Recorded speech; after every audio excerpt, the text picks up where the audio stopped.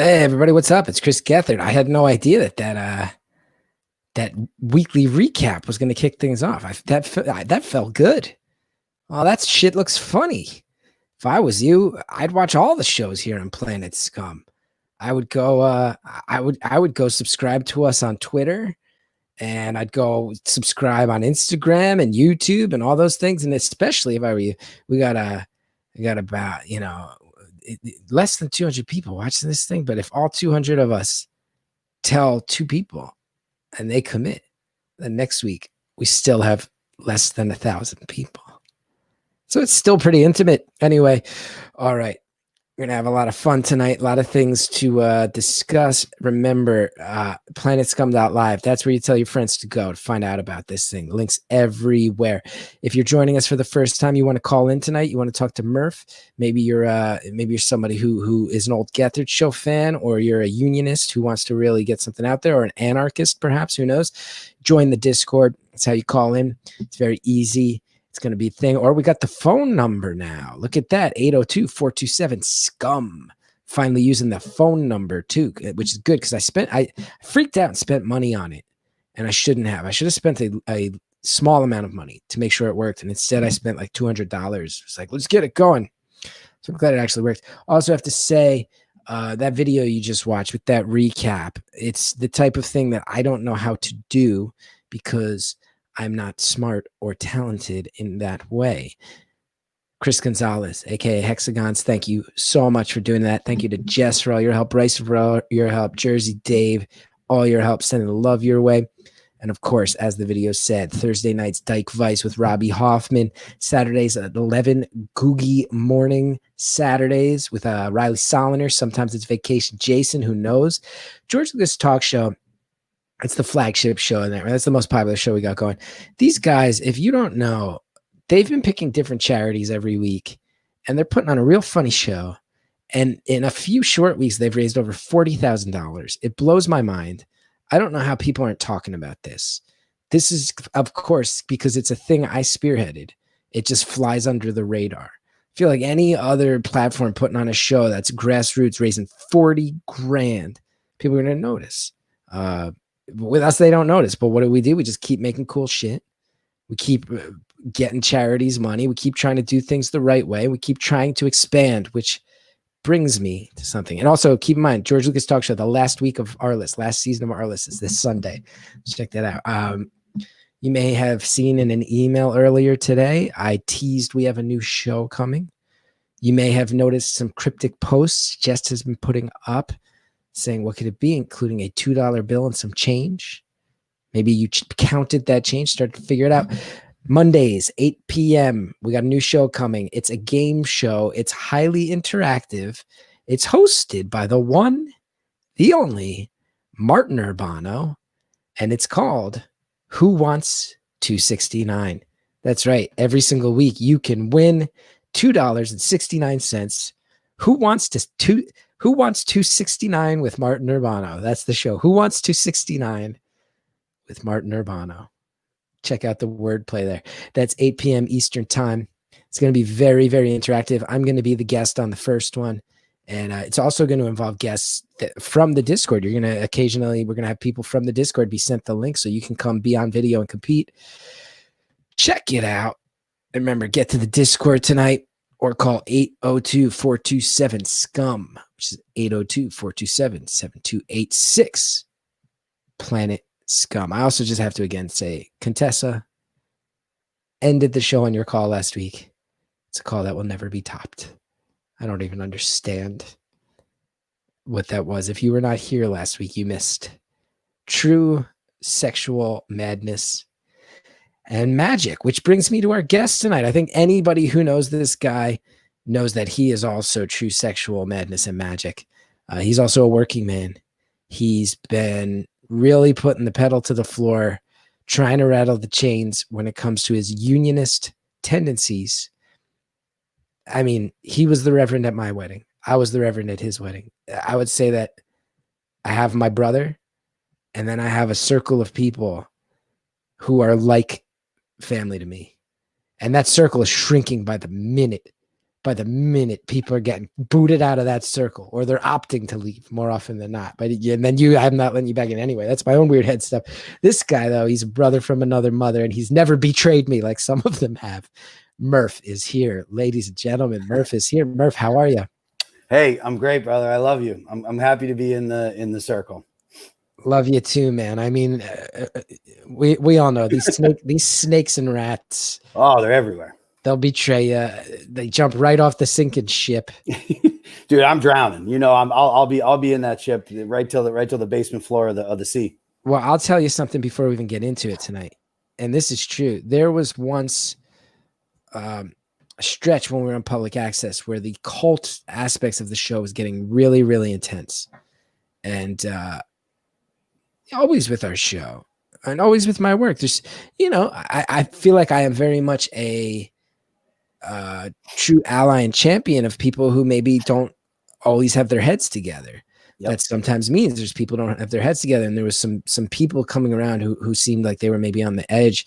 And you very seriously told me, if anyone ever comes out of this crowd with a knife at you, I'll be in front of them before they can stab you. I will get stabbed to death to save you. I did say that because I was one of those people who might not have been in the best of headspaces when I first moved to New York. Getting into the UCB, the class that you taught, you kind of took a chance on like, who are all the funky people? So you got your established comedians that were at the theater for a while, and you brought some of those in, but you took a chance on a couple people. Josh Sharp, myself, you and Josh Sharp were the only two I didn't know. And you sent a very cryptic email, and I just said, I need. And then next thing, you met your future wife in that class, and then you wind up being the reverends in each other's weddings. Yes. That's how life works. It is. And I was also aware, like you said, I was aware that a knife might come out at some point in that crowd. Yeah. As someone who's been stabbed before, I know it.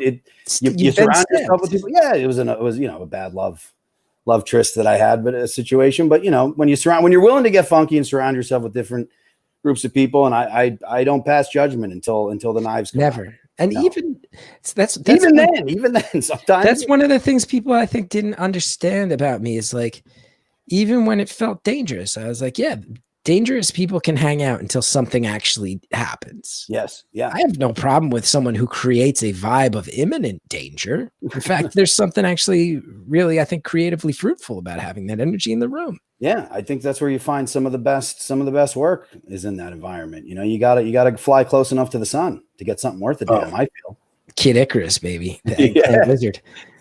People in the chat pointing out that I got a haircut. It is true. New Jersey has gone to phase 2. Haircuts opened up Monday. I got a haircut Monday. I know I'm putting my life on the line, but I tell you, I couldn't look at my disgust. Because Murph, I don't know if you know this about me. When my hair gets too long, I grow curly cues off the side of my head. You do get, you not only have the tuft up top, but you get the curls as well. It starts to come out like that. It looks like a weird hang glider. It's not good. I'm in a weird like thinning here, and then I have the ponytail that's in like this is just a rat's nest. So now I went to a ball cap, at this point. I don't need to subject people to this mess.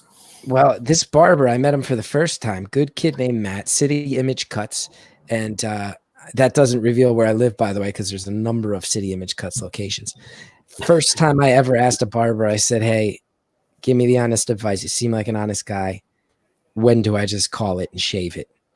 And he started laughing, and I was like, I got to think about it sometimes. Because one running theme that these people in the chat have heard a lot, if you're watching Planet Scum week to week, is that recently someone who participates in the chat here called Beautiful Anonymous, and they told me that they work in the beauty industry with hair, and that they recommend I get a semi-permanent hairpiece. And then Robbie Hoffman told me to stop wearing contacts because I need to have glasses to break up my face. Proportionally. Yeah, you look good with glasses. I don't know about a hairpiece. Maybe that what was that spray shit? They had that great spray shit for a hot minute. That was around. Yeah. I don't know. This guy says, Steven says, your haircut looks good, but you got to tame that merkin peeking out the top of your head. Thanks, dude. Thanks for supporting my work. Thanks so much. Shoe polish is an option if the shaved head doesn't work. See, that's that spray shit. Shoe polish. If you can't afford the can, you just get out some polish. Absolutely. Now, Murph, time is of the essence. Yes. You and I could catch up all night. These people, I'm sure, are happy to see that you and I retain the same vibe. all this week on my Instagram, you've been doing what you've been referring to as a wildcat takeover. You called me about 10 days ago now. Mm-hmm. And you let me know that, because you and I, the whole time we've known each other, we have really connected. We're both artists now. We grew up pretty salt of the earth. Of course, absolutely. Working class, yeah. The Jersey, Pennsylvania connection there. We both have our working class roots. You're from a part of Pennsylvania that is not the same as my part of Jersey, but where you tell stories and I know those people. And I'd like to think vice versa. For sure. I mean, every family reunion, every family gathering, every christening, every birthday, every holiday thing I've gone with my family since I've gone into the industry biz, I get my balls broken every time. You know, it's always, here comes the Hollywood man. Here comes, you know, so those are my people. I've been in this industry for 20 years. I think it was a solid 16 or 17 years in the game before anyone in my family started expressing any sort of pride. Many things that happen. I know, for example, you tell story, like, I don't even know if I told you this. There's a bar in West Orange called the Franklin Tavern. And it was a well-known thing that amongst my mom's side of the family, the saying at the Franklin Tavern was, when the Kellys show up, there's going to be a fight, but you don't have to worry because they only fight each other. That's the type of bar. That's the type of people. That's Murphy's. That's my Murphy's, man. Yep.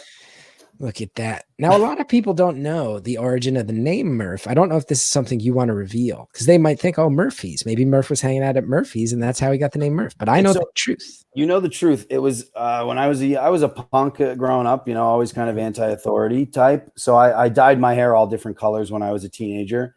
And in middle school, I started dyeing it. And I had my hair blue once. And so this a buddy of mine, Tommy Ide, said, "Oh, what do you get when you cross Matt with a Smurf?" Because of the blue hair, Murf.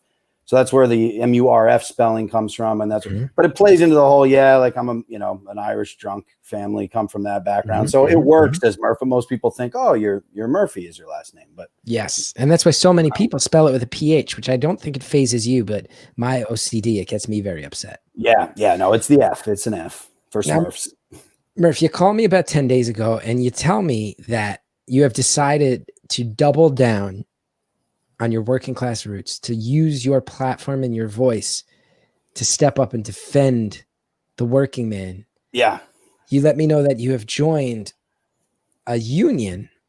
Do you want to tell people about this? Yeah. Well, first, I just want to say, I know, it's just been kind of a train of pain over the last, few months for all of us.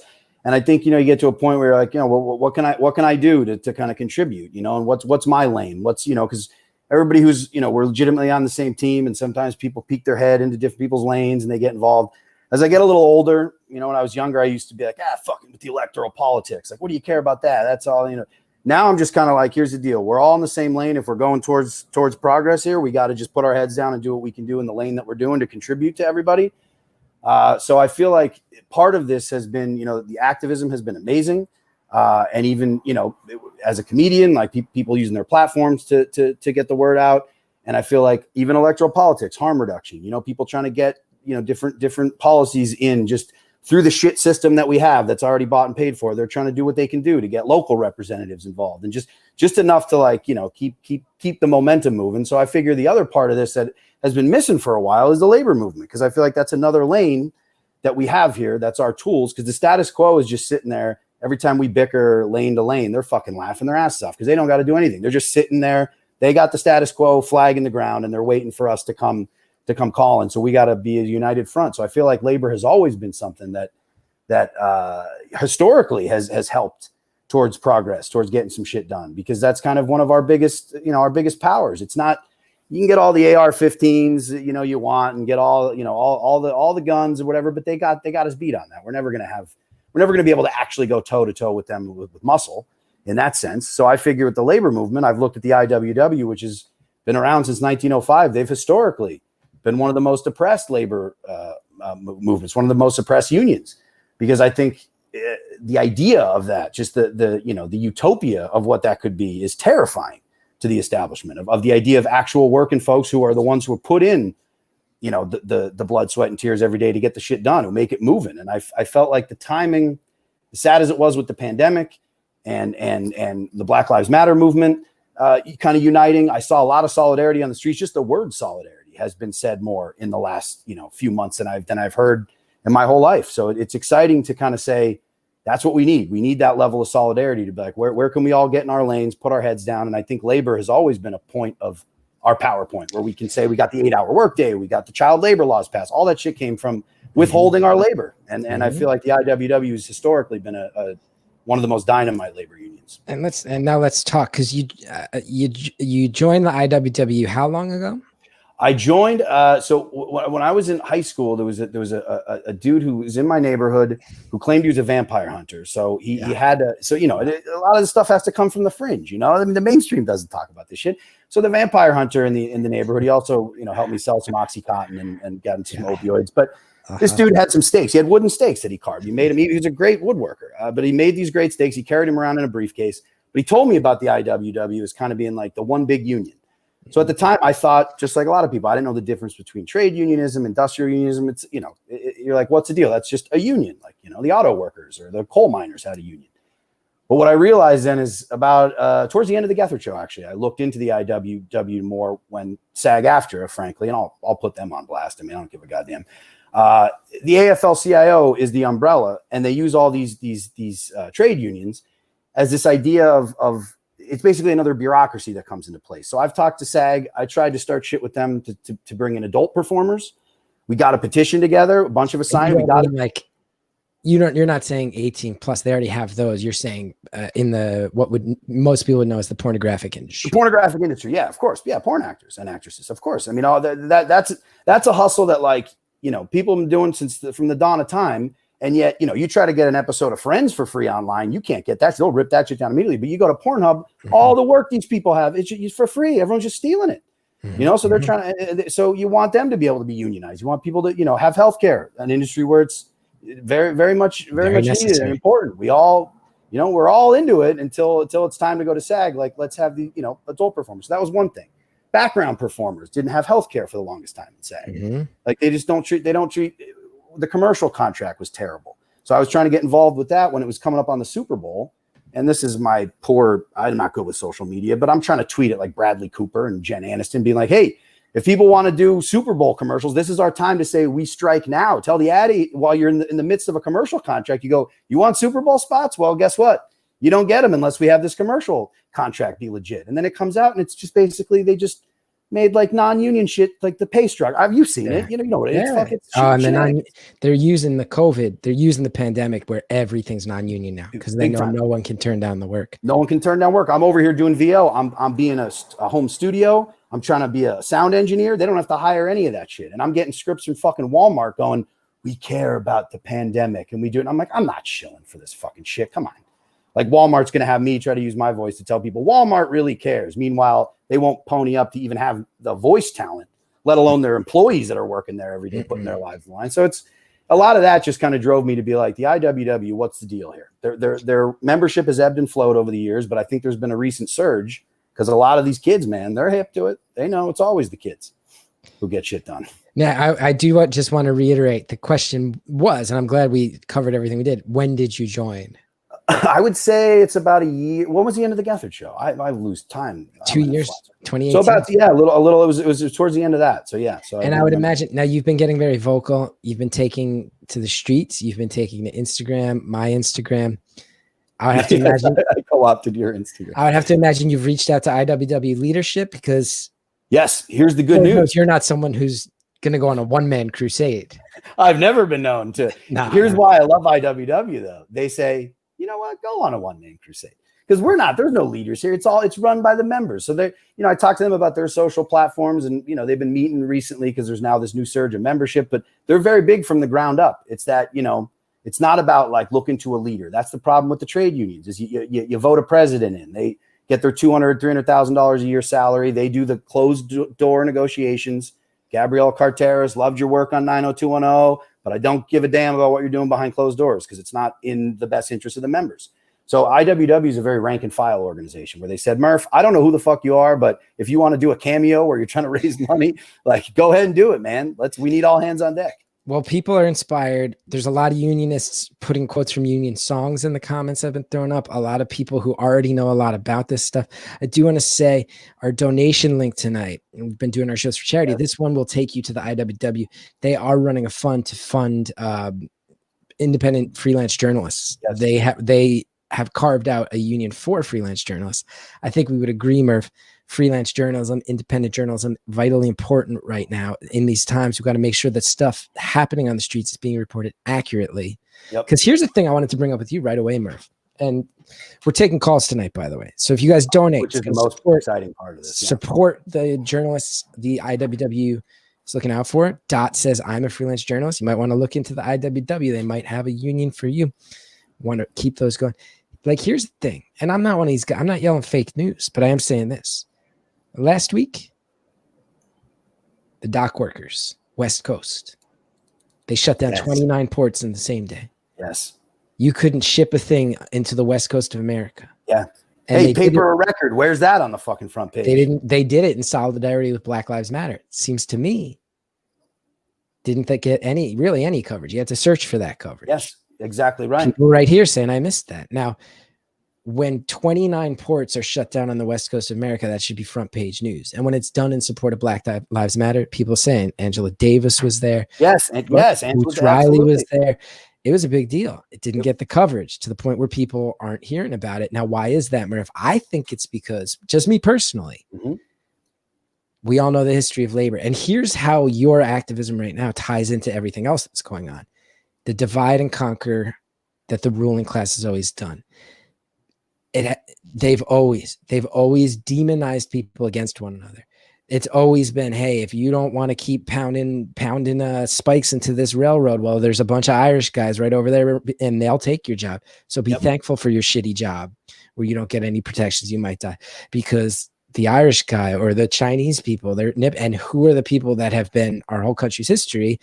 The black workers would love to come take your job. So they want you to think that the longshoremen and the auto plant workers and the white working class, as they say, don't have anything in common with Black Lives Matter. But it's happening on the West Coast, whether they like it or not. But they don't want to report it because the whole power structure is built to keep those people pitted against each other. 100% bullshit. It's a bunch of bullshit. And that's why I think the independent journalists are now so important in terms of, like, you know, and the kids know this, you know, I'm preaching, I'm maybe talking to some people our age or older or whatever, but, you know, people who go, well, you know, I subscribe digitally to the New York Times, or even, like, you know, I get into some of these Vox and, you know, the polls, and they, you know, they do all their bullshit. And really the kids know they follow journalists.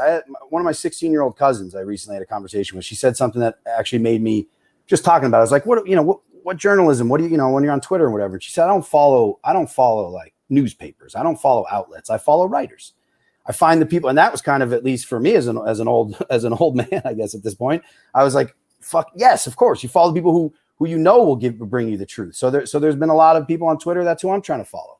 Because, you know, I'll follow everything left, right, center, all the way around. Like, give me all the crazy shit so I can weed through, but then find the writers who are worth a damn. Some people say this is exactly, though, the type of behavior, your combination of passion and finding alternate info. Some people might say this is the same type of behavior that makes someone go on a 4-year quest to take down a secret society that, let's first of all say they're probably watching tonight. There's probably a couple of holes in these chat boxes. I think maybe Redactly or Straney might be Gimghoul, Scrimlytics. Of course. Okay? Although no, Scrimlytics is shouting at his local one. Okay, there you go. Perfect point right here, Sergeant Yu Wu. Jeff Bezos owns the Washington Post. So there it is. So guess what? Is that going to make Washington Post front page when the dock workers who understand, like the mafia understood, the points of pressure? Where's the spot? You shut down the docks. We live in a big fucking country, but that shit's got to get to the middle of the country. And where does it come in? It comes in at the ports. It comes in at those ports. And that's why, you know, the mafia understood, control the ports. You control the flow of stuff coming in. That's a PowerPoint. So yeah, the dock workers, that was a huge, and they didn't report it. Bezos doesn't want that. Bezos ain't going to report that. That's why he bought the Washington Post. Yes. Ships the Washington Post to your house and with a drone in 30 minutes time, but it's not going to tell you what's really happening. And you didn't want to shout fake news. I'll just say this real quick. There's one fucking thing that fucking pile of garbage con artist has said that I agree with 100%, and it's fake news, and that's why people didn't want to hear it. There's Wow. one single thing that I agree with. Fake news, big time. It's all bought and paid for. Murph, you're gonna like this. We got Scrimlet X shouting at the IATSE Local 1. We got the Real L Gus shouting at the CCEA Las Vegas Area Teachers Union. Teachers Unions, keep it going. We got Hey Dot shouting at the IBEW Local, kept a roof over their head during childhood. Got a lot of proud unionists here. Got the NJEA, Jersey Teachers Union. Jersey Teachers Union. Dude, they mess with them. They try to break them like Wisconsin, baby. It can't happen. And the thing I love, I'll just say this quick about the IATSE. What I'm interested about this is a perfect example. This is why one big union. This is why general unionism resonates with me. Now, former UEI, former Meyer. Yes. Look, I love it. See, and this is the other thing, man. I'm saying this shit people already know. I was so excited getting on your hijacking your Instagram account. All these kids are coming out. They're already aware of the IWW. They're already pro-union. It comes in waves, but there was a whole generation, us and a little bit older, where unions just like they took a nosedive. And because of the trade unions, you get your officers, your presidents or whatever, they got in bed with the bureaucracy, the politicians, the people running the corporations. So people got soured to unions. So you talk to some even working folks who are a little hesitant to trust unions because some of the locals do great jobs. But I just want to bring up a perfect example in our industry. For example, got somebody shouting out air traffic controllers, union locals, EKC. Yes, Bezos, try to land that fucking private jet without somebody on the fucking runway guiding you. We'll crash that fucker right into the river. Okay. We just want to say here on Planet Scum that the opinions of our guests and anything that may sound like a threat to kill the world's most powerful billionaire is the opinion of our guests and not necessarily of myself, Bryson, Jess, Hexagons. Cheers. And I don't ask that anyone else join me, but if Bezos' private jet crashed into the river, I'll be the first one there to piss on it. So if anyone wants to join me, you can join me. If not, that's okay. Now we got Straney saying he's tried to call 3 times on the phone. It's dropped each time. Hate to be conspiracy theorist. I think some of these strike breakers might be messing with their phone. Gethard, let me ask you this really quick. Just from being in the industry. So like this is a perfect example of general unionism. SAG, WGA, 2 unions right there. Screen Actors. 2 unions, IATSE, the Teamsters, and the DGA. Look at the unions who make movies and television shows. They're separate. If they were together and they collectively controlled not only the means of what they're producing to come in, is you start cutting out who the fucking people making all the money, and then it trickles on down. I mean, dude, the crew on the Gethard show was the most beautiful human beings every fucking show beforehand. I'm out there. We're smoking cigarettes. We're talking. Those are people who are putting in the goddamn work. They're punching their clock. They're coming in and doing it. I get to get drunk and do a little dance in front of the camera, and everyone goes, "Yay, Murph!" But really, it's everybody. It's everyone collectively making it.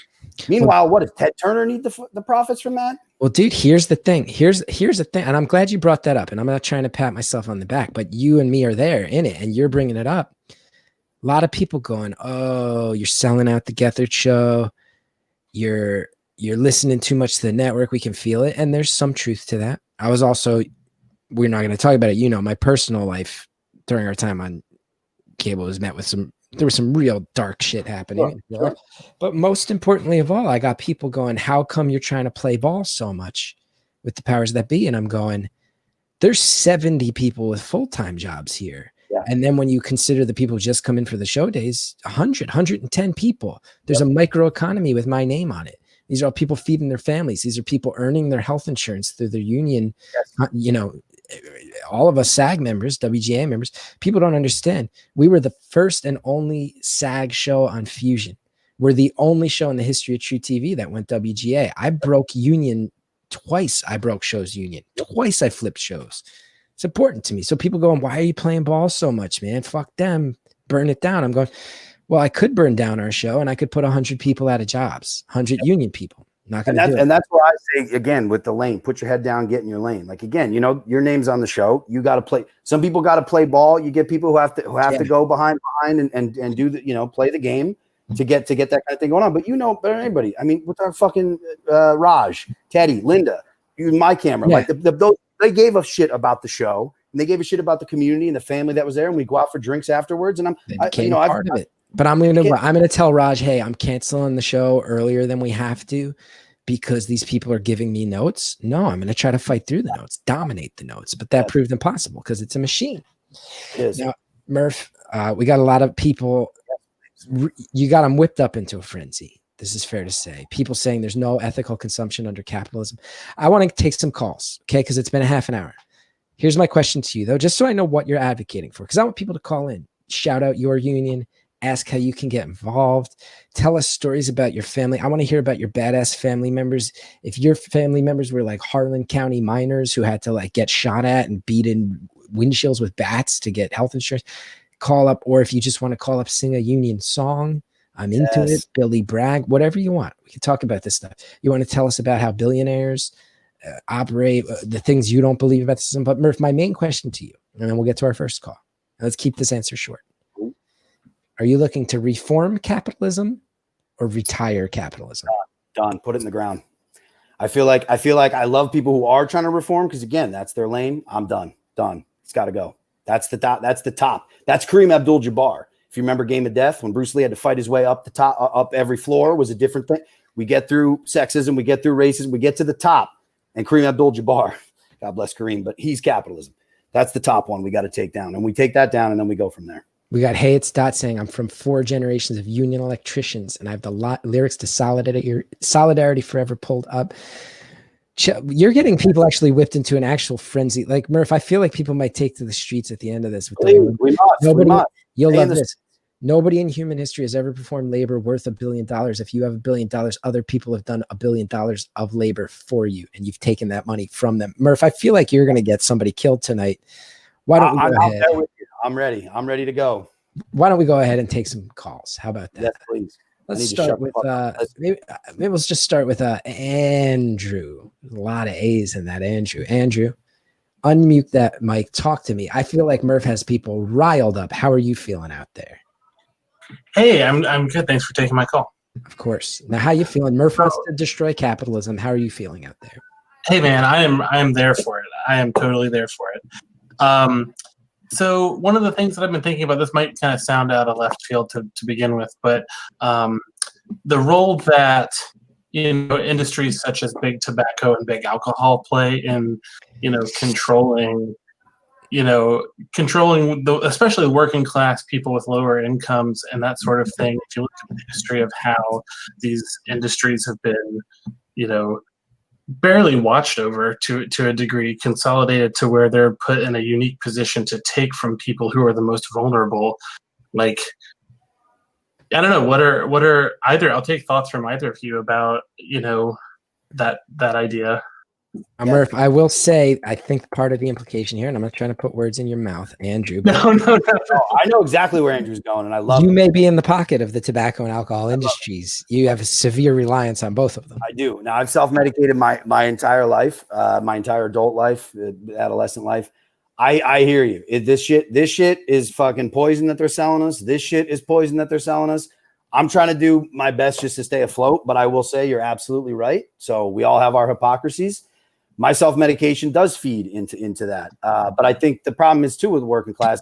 That's another thing why in the beginning, even from the early days of at least, where I'm from in Pennsylvania and in the mining communities, they had, here's barely enough to stay afloat. We'll give you the coal bucks that you can only use at our store where we have like cheap bathtub booze and cigarettes. And it's a cycle. I agree. So I think their lobbyists are tremendous. I think, the smoking, at least the big tobacco has had, pulled out from underneath them, and then they handed it over to big pharma. So there'll always be those lobbyists of like, what's now acceptable in society for them to shill, to give us to kind of, to numb our brains and to think whatever. And I went down a dark hole with that, because once you really look at it, it's a lot. When you think of it in the big picture, you get a little fucking freaked out. You peek behind the curtain, you put a needle in your arm, or at least I did. I don't know. So I feel like that's the hard part. So now I'm just trying to maintain. This is terrible, and I would not say no one should do it. But I'm just trying to maintain. But thank you for calling me out on it, because I think you're right. I think the lobbyists are big to bet all the poison they're giving us, all the pharmaceuticals, all of it. It's garbage. That really looped around. Andrew, thank you so much for the call. Yeah, thanks. Hey, Straight Edge has some good tunes, man. Yeah, I mean, it's funny because Murph and I, okay, here's a couple things people need to know. First of all, I want to apologize for the severe glare off my sweaty forehead. The air conditioning in this room doesn't work. Second of all, Murph and I have been communicating largely via Signal lately, because we're pretty certain we're being monitored. Oh, yeah. Pretty certain. And we've also been sending each other back and forth a lot of songs to get each other riled up. And I thought about sending you some Minor Threat because I thought they have a lot of lyrics that apply, but I feel like Straight Edge is just so out of your. Yeah. Again, the lanes. I love them. Keep stay in their lane, but that's not my lane. Like when they have a lyric, when Ian Mackay shouts, "You tell me I make no difference. At least I fucking trying. What the fuck have you done?" I'm like, that's beautiful. But it's at the end of a song that's all about don't drink, don't smoke, this and that. So it's just never going to get. Yes. It's never going to get through to you. But I sent you some good Jay Church songs. Kill Your Boss. Dude, I never listened to Jay Church. It was so great. Yeah. Yeah. Energy. San Francisco punk band, not huge in the 90s, but respected in the 90s. People have forgotten them. Tonight I'm going to kill my boss. I don't think that's so outrageous. Every wage has got its cost, and I hope that it's contagious. Yeah, that's a beautiful lyric. Let's go to our next call. I don't know if we have somebody on the phones. Let's go to Fist Fight Jones. Let's go to Fist Fight Jones on the Discord. Thus far, no one's calling on the phones. I spent a lot of money setting up that phone system. Fist Fight Jones, welcome. Hey, Chris. Hey, Murf. How we doing, boys? What's up? Feeling good. Murph's lighting a fire in my guts. How about you? Oh, man, I'm already down. I also got a job today at like a very radical grocery store in my neighborhood. And we've got paid time off and sick leave, and it fucking rules. And I came home, and before this stream, I was listening to the Fast Rattler version of Solidarity Forever. Yeah. Okay. For hard, it goes real fast. How does it go? Walk us through this. When the union's in relation to the blood shall run. Do you guys know the chorus to Solidarity Forever? Because I have all of the verses pulled up. Let's do it. Let's do it. Yeah, I mean, isn't it? It's just it's just Solidarity Forever set to Glory, Glory, Hallelujah, right? Mm-hmm. Kick us off. So we know the chorus: Solidarity Forever, Solidarity Forever, Solidarity Forever, for the union makes us strong. The union makes us strong, yeah. So when the union's inspiration through the workers' blood shall run, there can be no greater power anywhere beneath the sun. When force on earth is weaker than the feeble strength of one, but the union makes us strong. Solidarity forever. Solidarity forever. Murf, hold on. I don't know if that's Murf or Fist Fight. I'm hearing sirens in the background. I don't know if that's Murf or Fist Fight. I'm hearing sirens in the background. There may be some Pinkertons on the way. We might have some Busters coming. I'm ready. They may have the old company maybe sending their company men after you. That was beautiful. Although we have learned very hard to sing along due to delays. It was almost, I would say, seizure-inducing to listen to you. Yes, I know Bryson's over here stand best to keep it reasonable, but well, Fist Fight, thank you for the calls. Thank you for the support. Now, where are you with Murf? Are you into maybe trying to restructure capitalism to be more fair, or are you just done with it?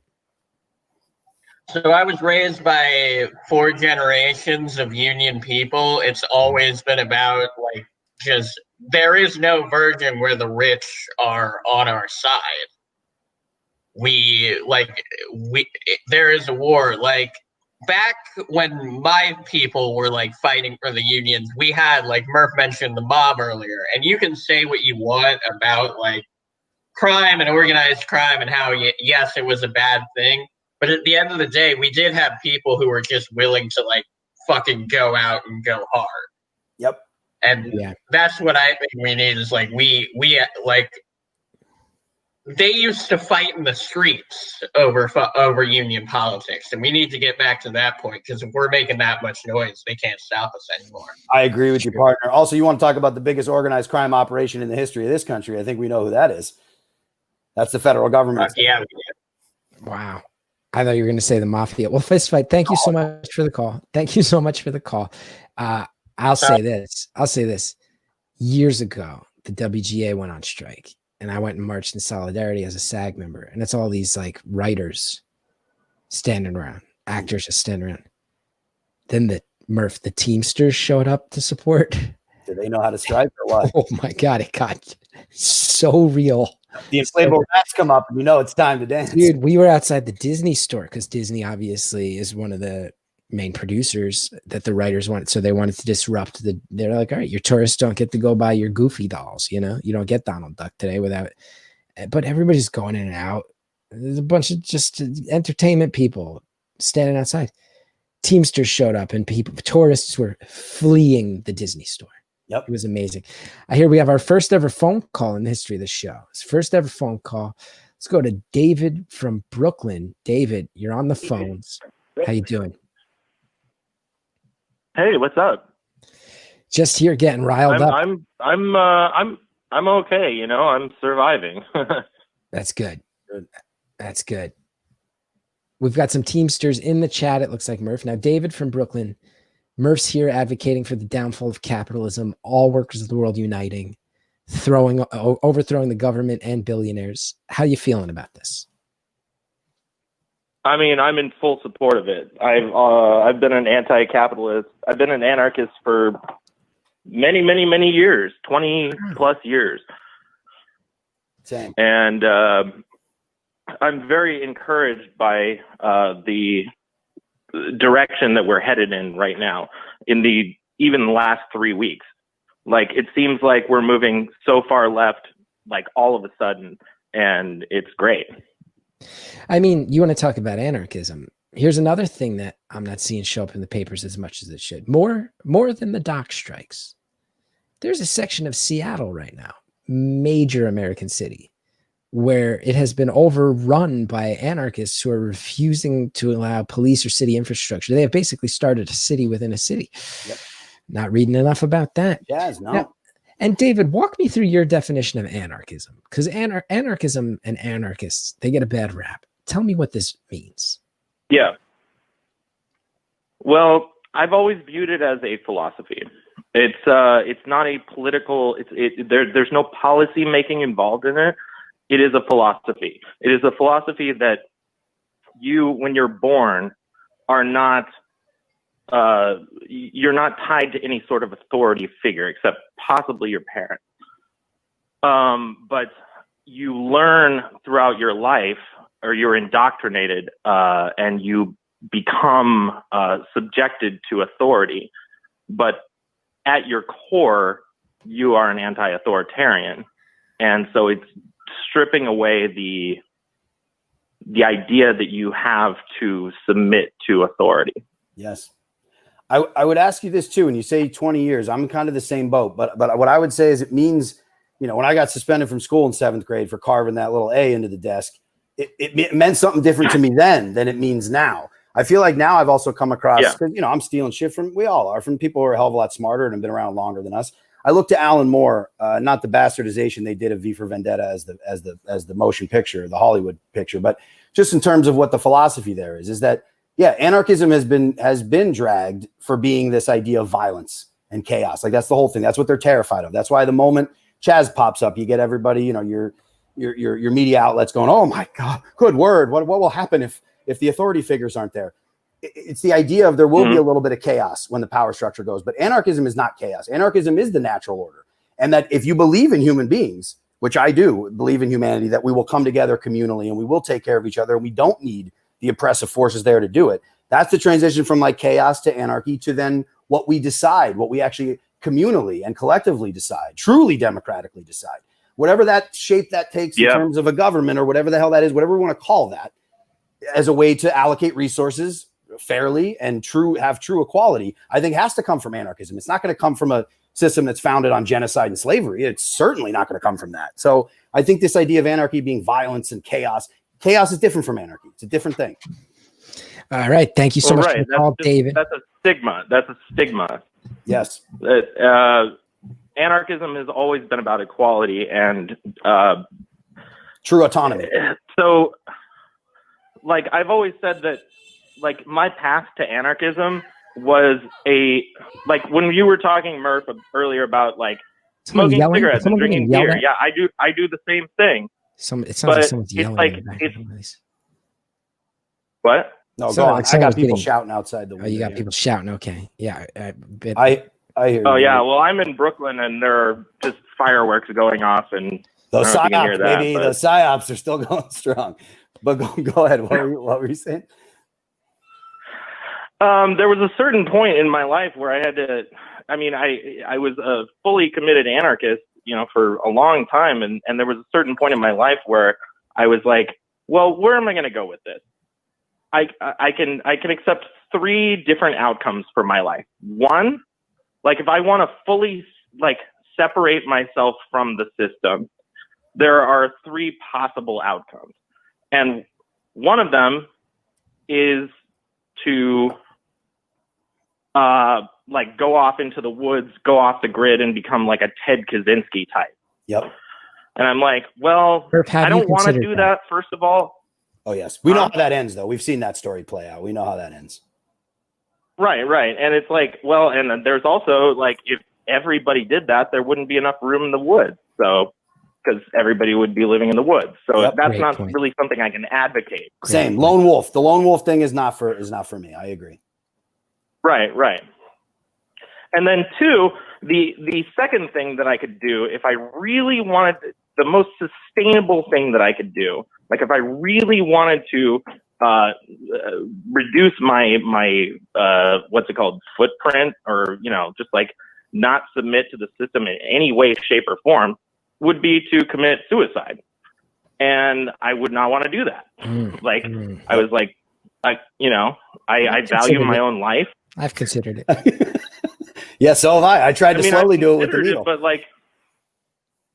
right. So then I had to come to the conclusion that the third route that I should probably go down is just to be a hypocrite. Yes. And that's the one that I chose. It's like I feel you. Yep.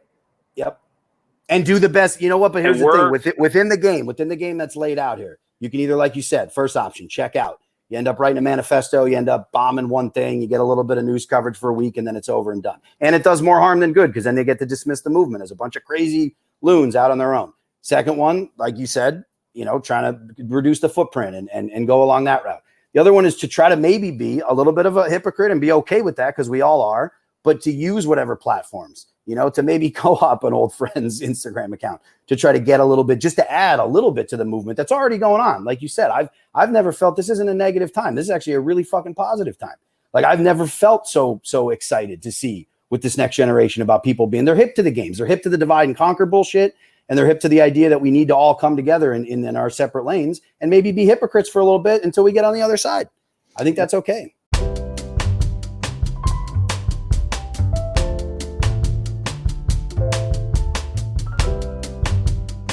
Someone brought up the Paris Commune. I just want to say real quick, I saw in the comments, and that's a great example of a situation where when people are doing okay, Move in Philadelphia under Frank Rizzo was another one. I mean, that was when Philly bombed their own city. Their own fucking city. Yep. Oh, Frank Rizzo, baby. Now, I've read a lot about Move, and I'm wondering what you think, because Move was certainly a Black Power organization, and in that sense, but there's a lot of stories. Animal rights, and of course, animal rights. Who knows how much of this is the smear campaign? You also read that there was a lot of weird stuff going on with kids in there and how they were being raised. But how they were being raised is maybe not indoctrinated by the same bullshit. I mean, it's the same with Waco. Like, you look at Koresh. That's the problem with leaders. Again, I'll go back to the IWW real quick. You put a leader in front of something. If it's not actually the people, it's collectively leading. You put a leader up there, they can take them down. And some of these leaders sadly are Koresh. Yeah, he's trying to fuck 14-year-olds. Like, fuck Koresh. Let Koresh burn. But the reality of what the ATF and the FBI did in that situation was people who said, we want to live a way that is like, if there's not predatory behavior, but you put, same with John Africa with Move. Yeah, they said Africa had his child brides. He was doing so. The smear campaign, who knows how much of it's real or whatever. But the reality is that's why you don't put your leaders. You don't have the one face of like, now I'm the new dictator. I throw out. That's what they try to do with Chaz in Seattle, is go, well, here's a new dictator in charge. And I'm like, it's not about him. It's about the people. Now, Murf, you can see I've highlighted this on the screen. This name, Saline Anoglu, I slaughtered that name, is saying nonviolent direct action is the most effective thing to do to fight for a movement or change. Conventional campaigning is proven to not work. Violent revolution only has a 23% chance of success and a 95% chance of authoritarian chaos. Ooh, I love crunching the numbers here. Nonviolent resistance, twice as likely to succeed as violent resistance, and with 3.5% participation is always successful. Now, here's my question for you, Murf. Do you trust these facts and figures from this person, or do you think this is someone that the powers that be have planted in this chat to discourage? Because I imagine you, I would imagine that you're not looking for violence, but I don't think you no, I'm not gonna if it comes to that. No.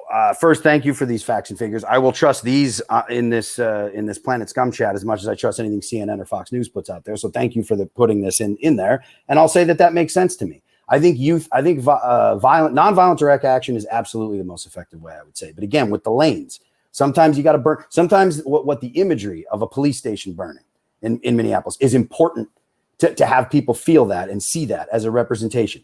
Am I going to say that that's the way we get there at the finish line? No, you can't. We can't burn down every police station. They up the violence. They got a monopoly on violence. We can't do it that way. But I don't mind a little bit of that in initial bursts. That's always how movements start. They come out violent because they're pushing violence against us. So it's okay to respond that way initially. But you're right. Organization, long term, big picture shit, nonviolent direct action, 100%, which is strikes. Which is a general strike. Contested violence, I think, echoed portions of what you said, nonviolent, even when other people are being killed. This is the issue. But like you're saying, we can't beat them at violence. They got literal body armor tanks. I'm going to give you just a real quick anecdote. Murf, if we can, before I just do want to say, I also put Contessa's up because I don't know if you had a chance to watch last week's show. Contessa ended the show. It was beautiful, Murf. You would have loved it. It was about a 20-minute long phone call where Contessa explained that she'd been having phone sex with someone with a very large, while they were on with a big beefy boy. What was when they were on mushrooms? He confessed he loved her. They actually met through someone she was a fan of on ChatterBait, which is a pornographic website I'm familiar with, where it's live webcams, and she was floating a large dicked gentleman thousands of dollars that she had procured through a sugar daddy.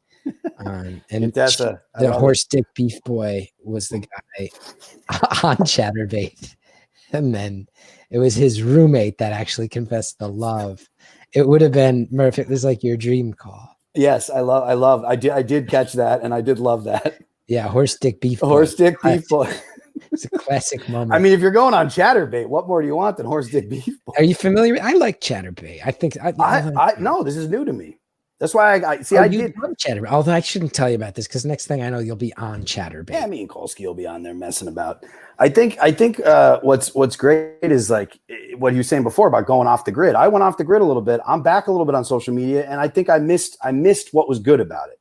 I took everything that was bad about it and I ran away like a scared little baby boy. But I think coming back on now, I'm like, it's a great mobilizing tool. It's a great tool for discourse. You got to cut through the bullshit. There's a lot of trolls out there. But just don't feed them. Let the trolls starve, and the rest of us can actually mobilize and organize on it. You'll also love to hear that Contessa did buy the horse dick beef boy an Instant Pot. A lot of people on ChatterBait because you get money through tokens. But it's all economy. People will put up Amazon wish lists though, so that way they're not having cut. And Contessa bought the horse dick beef boy an Instant Pot. Feed the beef. All right, let's go back to the phones. We got Michael from Edison on the phone. If this is Edison, New Jersey, it's a land I know quite well, right next to New Brunswick. Michael from Edison, welcome. Hey, just so you guys know, Murf, you're coming in clear, but on the phones, it's kind of hard to hear you guys. Fair. Okay. We'll just keep. Can you guys hear me? Yeah, no, we're going to keep figuring that out. Thank you for letting us know. We got to smooth this out. Someone's also asking me what my ChatterBait handle is. You'll never know. You'll never know. Okay. So you were saying, Michael from Edison. Yeah. So before I get into my actual story, I got a quick question for Murf. Yes. So I got rejected by UNC and NC State, but accepted to the rest of my schools. Now I'm wondering, was that Gimghoul? Wow. I'll tell you, have you ever publicly, did you get involved with the show when we were raking Gimghoul over the coals? Any public social media or anything you ever mentioned about them? I'm just saying, everybody who knows me knows I love the Chris Gethard show, including all the public access. Then they know how I feel about Gimghoul. Then you know the answer to that question, my friend.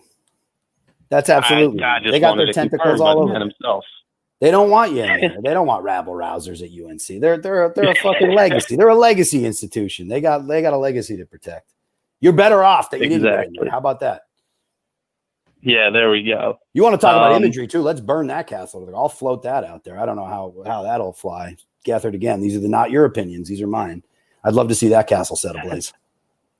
I mean, Murph, we can also vouch because we want to talk about unions. We want to talk about workers uniting to overrun the world.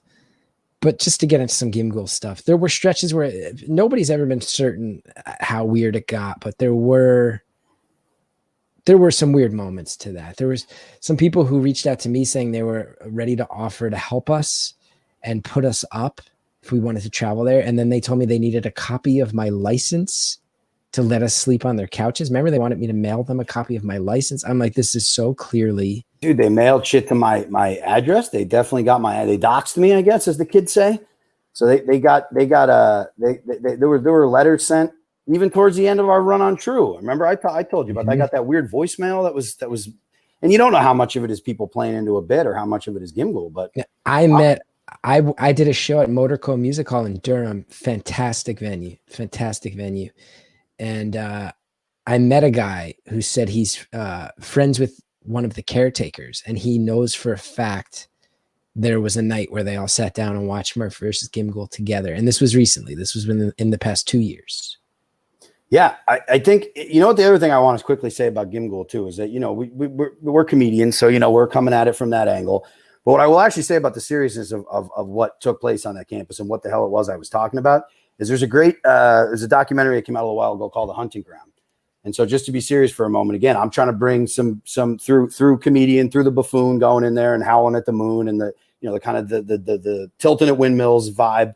But I think the reality of what's going on there, as we've seen since then, is that there absolutely were shenanigans that were going on there at college campuses across the country where they were protecting sexual predators because they're part of legacy families. They're part of people who donate to these colleges. And so and UNC is one of them. If you want to look up, and I'm not at all suggesting that that's because of my fucking silly shenanigans on a public access show. But what I will say is that when that shit is taken seriously, there was plenty of that going on there. And I don't know members are Gimgul or not, but athletes, big money donors, kids of those big money donors, like that shit was called out. So, we do our little part to go out there and do what we can do from a comedic lane, but from a real perspective, I'm like, of course there's fucking shenanigans.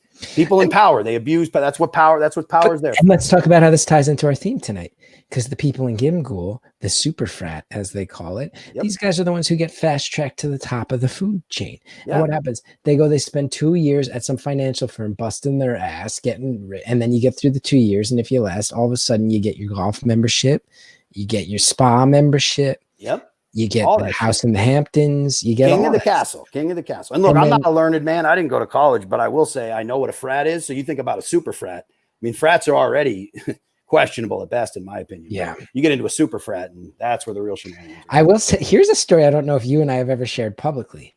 One of the first times we hung out socially, when I was teaching that class, people would break off and kind of go do things together in the real world and kind of report back. It was part of the improv class, because that was not an improv class. It was more sort of like a rabble-rousing performance art, street art type thing. We went to New Brunswick, New Jersey, and there was a college party happening. We tried to enter, and I'd only met you 2 or 3 times, and it was me, you, George was there, Catherine Mudon was there, and these guys, as we tried to walk up, were like, "You can't come in here," and I was like, "All right," I went to turn around and walk away, and you were like, "I'm coming in there." And they were like, "You're really not coming in here." And I just watched as you stood on their steps. You were like, I'm coming to your party." It's true. I do remember this. Yes. It was a new. It was me. It was Mudon. Was Tom Levin, I believe. Tom Levin was there. Yeah, because a girl almost made out with him at the Old Queen's Tavern because he looked like Egon from the Ghostbusters. Yes, he has a Ramis vibe. Yes. Yeah, she said she really liked Harold Ramis, and he had a Harold Ramis vibe. Because here's the thing about these punks. I'm not much of a physical presence, but when you look these hotshots in the eyes, and you're actually like, "Are you really? Have you been there? Have you been there?" And they go, "No, I haven't really been there. I'm fronting like I've been there, but I haven't been there." This fucking guy's been there. He's wearing a weird skinny black tie and a dirty white shirt. Well, I just remember, Murph, I'll never forget you standing at the top of their steps and them going, "You're not coming in here." And then one of them going inside and me going, "Well, he goes inside, and that means A lot of people are about to come out. And that means Beef Bun's horsecock comes out. Dude, about 12 kids come out of this house onto the porch, and you just stood there, not budging an inch. I think I had to drag you away. Yeah. But guess what? They didn't throw a puncher because they were still kind of whispering, being like, is this what happens next? What happens here? Do we just roll this guy? Like, I don't know what. Yeah. Sometimes you got to step up to the bully. It was like watching a guy stand in front of a tidal wave. It was amazing. Yeah, the tidal wave that turned into the tidal wave. The tidal wave was nothing. You get through the tidal wave, it's a little mist. It's just a little baby mist. Let's go to the Discord. We got Tweedledee. I gotta go with someone named Tweedledee. Hello, Tweedledee. Welcome to the show. Tweedledee going once. Yo. Hey. What up? Hey, how's it going? It's good. Feeling fired up for the working man. How about you? Yeah, doing all right, except for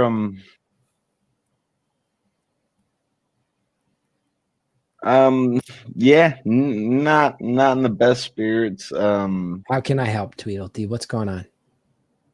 I know you've had like past problems with like anxiety and stress and stuff like that, and I had my first major panic attack Monday and had to be hospitalized for it. Sorry, man. That sucks. That's the worst feeling in the world. Scary. You don't really know what's happening. I'm sorry you had to go through that.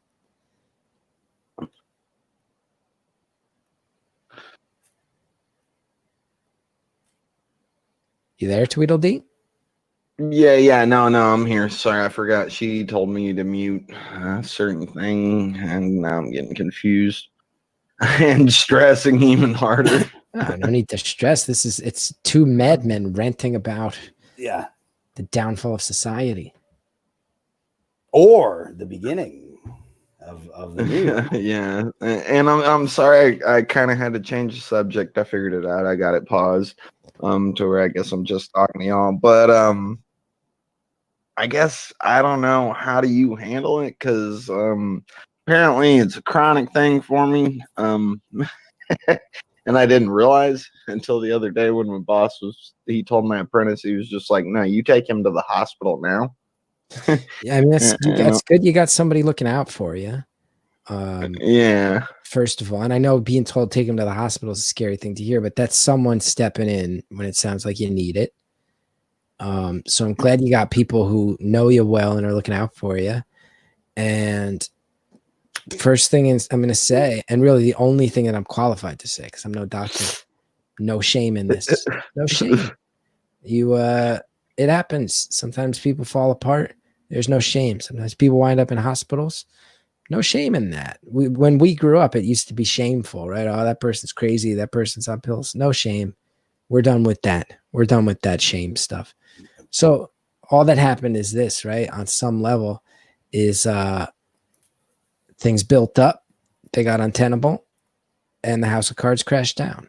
And that's scary. It's terrifying. But it also means now you get to decide how to build it back up in a way that's more structurally strong. And I know that sounds like a little bit of bullshit, but it is the best I could say. And I will just say more than anything else, make sure you're seeing doctors. Make sure that you're open to the treatments they suggest. Well, and that's the thing, and that's why I guess I called in, is because I know you kind of deal with, you know, a little bit of mental anxiety. I've set up, I got a new practitioner that I go see tomorrow. Good. And set up with a mental facility that's going to help me with that, I guess. But I've never done this before. How did you cope with it? Because I've just been stressing. Well, I mean, it went on for years, and it was hard, and there's ups and downs, and there's stretches where I felt good for years, and then it kind of whipped back around and surprised me, and it's just day by day. And some days I feel good, some days I don't. I think one of the main things that I've learned to do is just be very open about it, and not just in like a public sense, but in the don't hide it from the people who love you. You know, my wife, if I'm feeling down, the first person who knows is my wife. And everybody in my life who loves me kind of has to learn how to navigate that a little bit, which is maybe an unfair thing for me to ask, but it just is what it is. People have to learn how to sense it, how to work around it, how to help, how to also understand there's times where I don't want help. I just want to be left alone.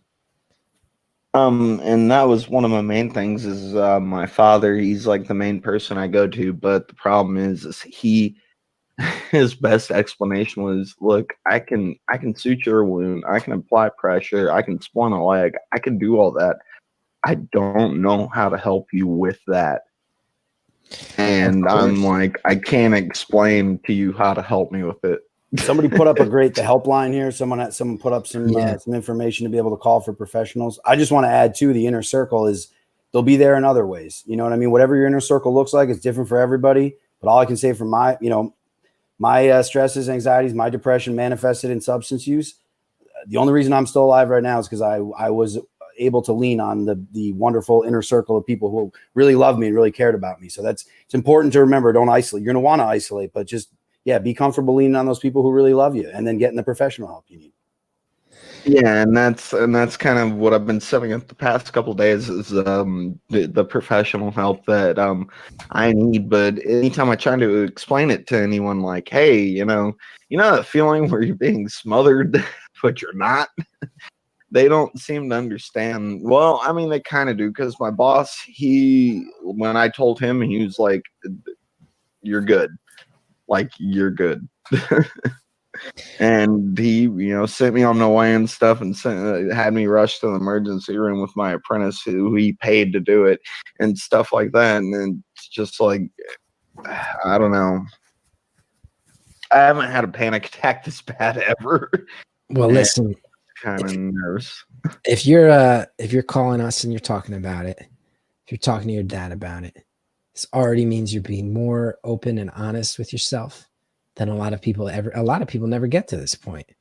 And they wind up, I think, I look at some of the alcoholism in my family, I'm like, oh, we're the same. I just went crazy and they went and drank it away. So a lot of people never talk about it, is my point. You're already there. So your momentum is heading in the right direction.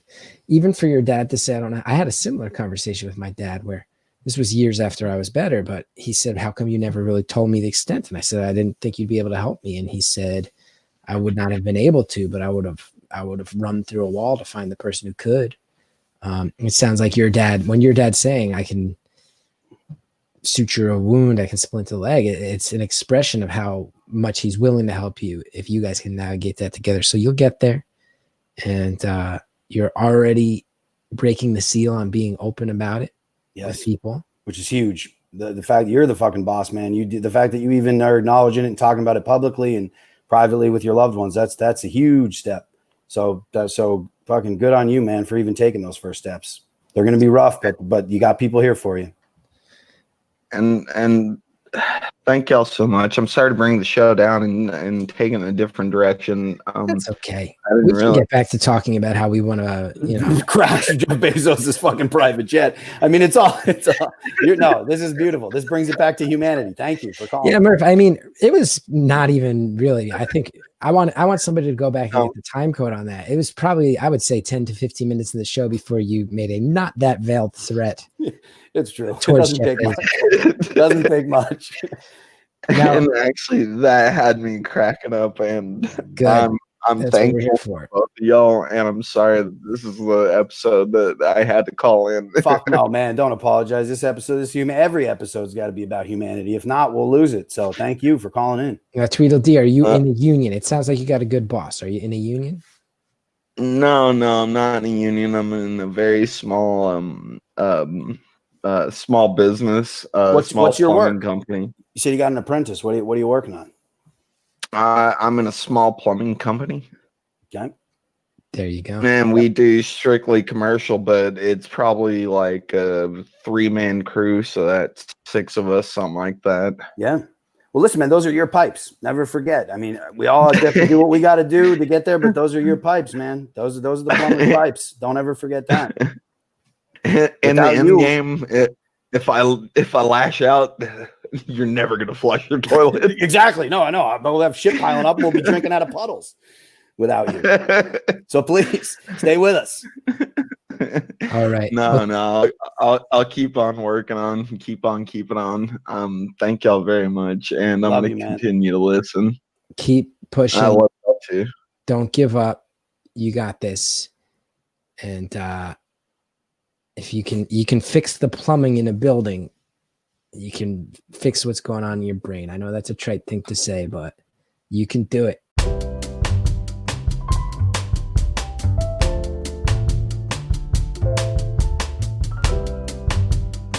We got Straney over here, Murph, saying, I worked at Amazon in the year 2000 while being homeless in Seattle. I stole so many snacks from the snack closet. I smuggled in a backpack and loaded up.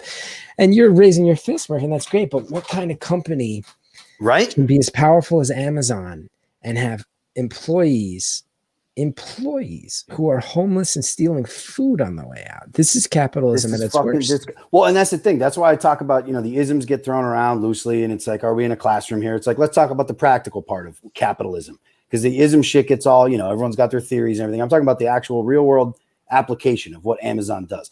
Jeff Bezos is winning. The system of inequality, it has to be that way. There's no reforming, there's no ethical capitalism. It's a goddamn myth. Like, yeah, Bezos did capitalism the best it can be done. And his fucking employees are out here pickpocketing on their way out the door to fucking feed themselves. Like, you're done, pal. It's done. The fucking ruse is done. You talked about the house of cards before. Here it comes. It's crumbling down. Like, it's not, there's no way to have that it's not an ethical way to share essential resources. Strange saying, I lived on crackers and peanuts for 2 months. You're working at Amazon. Meanwhile, this guy's making $1 million a minute. Yeah, $2 trillion. He's the first trillionaire. They're talking about $1 trillion company. That's cartoon numbers. That's not even a real number. You got your employees stealing saltines, so they got a full stomach. Disgusting, man. And no health insurance. They're all like independent contractors. None of it's Murph, I'll tell you something. And a lot of the people in our chat, I think, are going to be mad when I say this. I can see a functioning version of capitalism.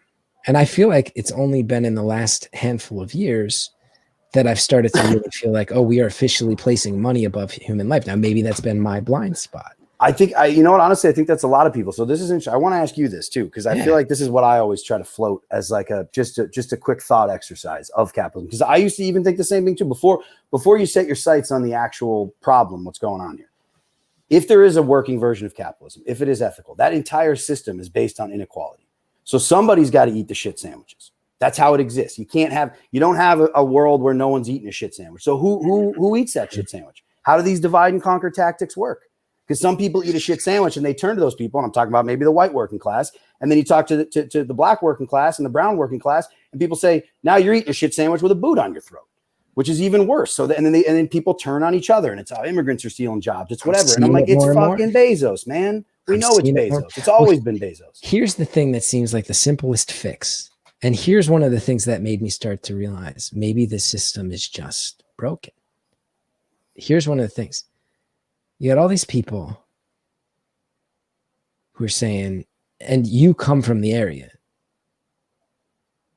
factory jobs. Our grandfathers had them. Our dads and uncles had them, and they're gone now. Yep. They're overseas. Manufacturers all shipped overseas. Yep. And then you get these things sent back to America on these huge container ships. Now, that's not cheap. This means that the labor over there is so cheap that they can afford to make a thing over there and ship it here on a ship that's the size of a small town. Yes. It's cheaper than just paying an American worker.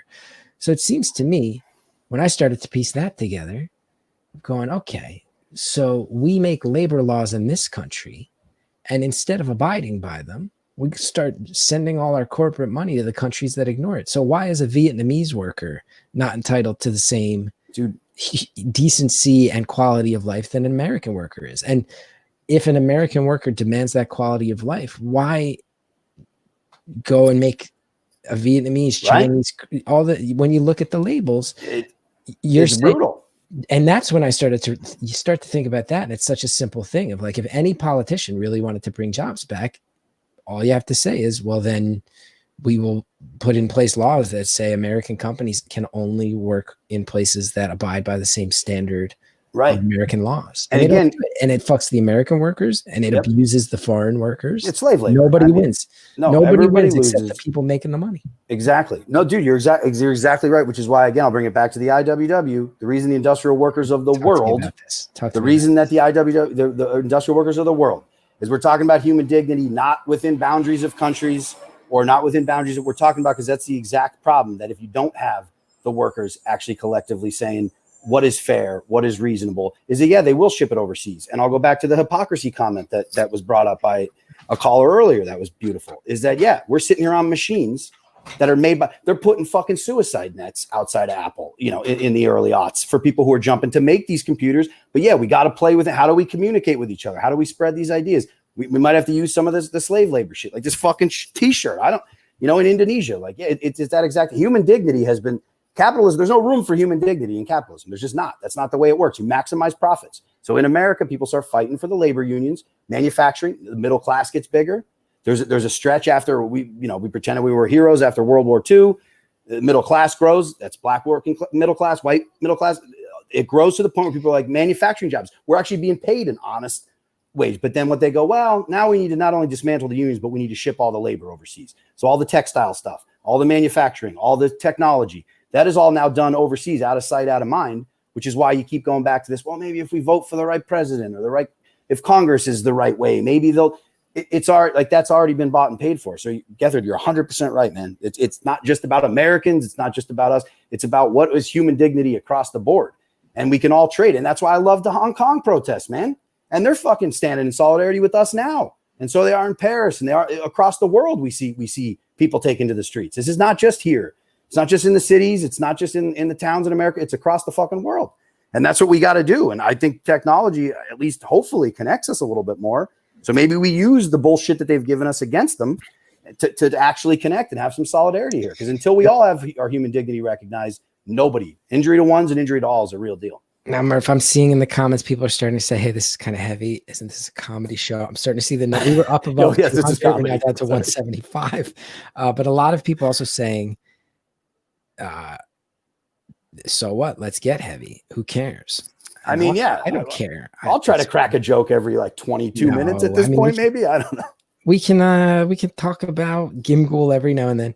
A lot of people also saying prisons, and Murph, we should be clear about this. People saying no private prisons. I had a call on Beautiful Anonymous from someone who was about to go to prison, and she's been in for 2 years, and we've done 2 follow-ups once a year. She explained to me the whole system. I didn't understand this. It's classic union busting bullshit in a cage. They pay you pennies, and you can only buy, if you want to have shampoo, you got to buy it back from the prison. Yep. The commissary is and they're not paying you enough to afford that shampoo. Nope. This is the company store. Here's a fun here. Murph, you'll love this. We all know, if anybody doesn't know the concept of the company store, I can't believe it took me this long to bring this up to you. Company store, if you're unfamiliar, is this concept. And I know it was like in a lot of the Appalachian coal mining areas. Yep. The company has a store. They're paying you in what's called scrip. This is a currency that can only be spent at their store. So theoretically, it's like, hey, we'll give you our currency, and this is the store in this town anyway. But this means they got you by the balls. Company housing. It means if you speak up, they can kick you and your family out on the streets. It means that if they want to fire you, you can't go to a real grocery store and spend that scrip. It's worthless. Company store. Yep. Did you hear? I just heard that. I was just gonna say, yeah, you bet. Whether it's the coal mines or whether it's a bi-coastal comedy theater, man, it's the same fucking concept. What is going on with these people, dude? That's capitalism. This was our home away from home, right? The UCB, disgusting with the company script. This was the theater that when the Republican convention was in New York, they opened up and said, we're going to keep our air conditioning on all day. There will be water and help here if anybody gets fucked up in the streets. Now they're paying their interns script. What? Right? Yeah. This is the concept, man. And this is the shit. Look, when I came to that theater, I had a lot of people didn't want to hear what the hell I was talking about when I was there. And part of it's on me for not really going full bore. I tried to pitch. I got on Monday. I know you did. I know some people did. Some people didn't. But I think I pitched a goddamn mantra. I got on Mod Night. I'm pitching fucking sketch shows. that are about revolutionary labor practices or about how there's no fucking black and brown people in the goddamn theater. And they instantly, the directors, all the mods, oh, no, I don't know if we should. That's not our place to talk about. I was like, look, man, I was saying that from the beginning with the labor at UCB. They fucking thrived on that kind of labor and that kind of company script and interns and classes and painter. It's a fucking Ponzi scheme. We know. And it doesn't mean the people aren't beautiful. That's the other thing. You can't throw it all out. I met so many wonderful, as you did, like the community will thrive despite all the bullshit at the top.